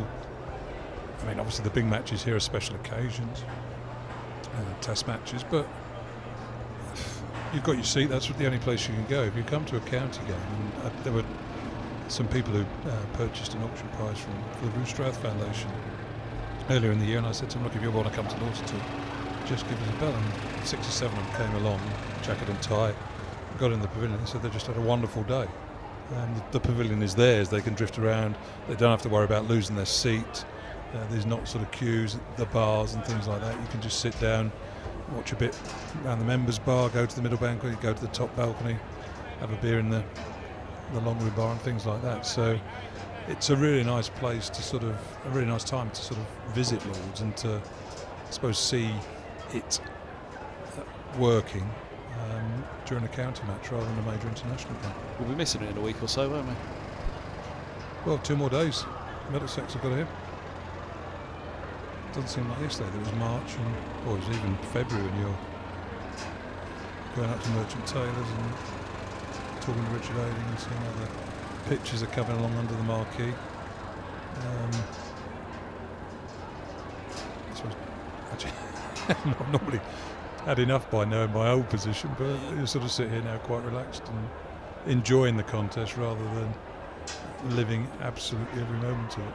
Well, indeed, and it will be turning up in 2 mornings' time going, well, that's it, this is the last day of the last day of the season at Lords for a men's professional game. Yeah. So we shall have to make the most of it.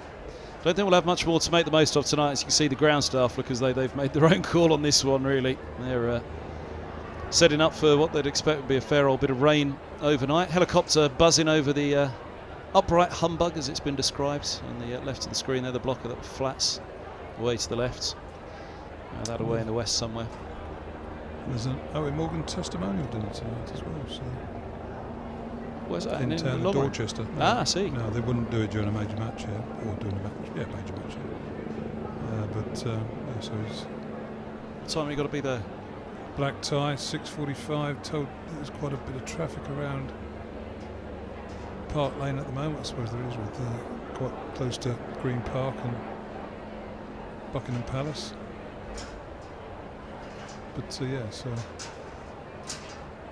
go and see what that has in store for us. I'm driving, so Oh dear, I've got that's to a be. shame. Yeah, no. Well, actually, driving. Can't you sleep? Oh, you haven't got your office here anymore. I was going to say, can't you sleep in the office? No, I've got my office at the back. Have but you? Yeah, I've not got a bed in it though. Well, you don't need a bed, Gus. Come on. I do at my age.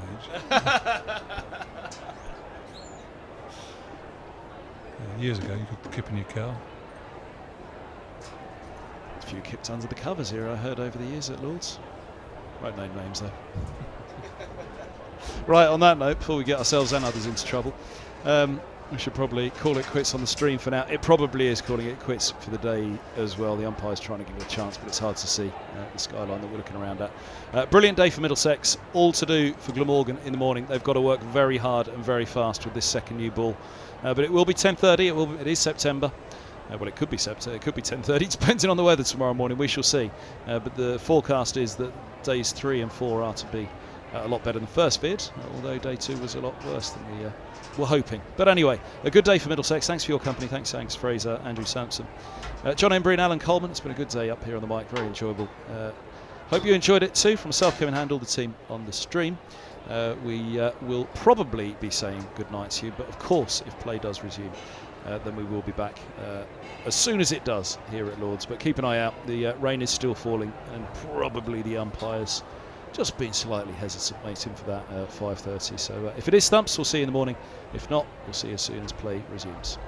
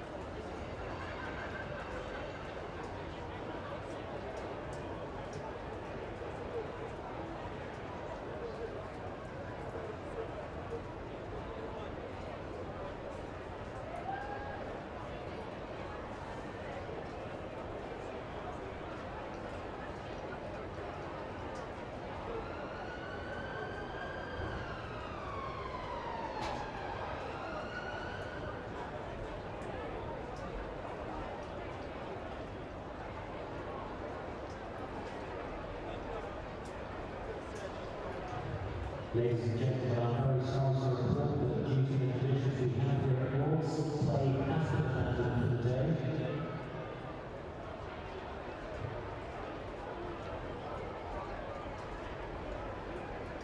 This match will resume hopefully under much better conditions at 10:30 tomorrow morning.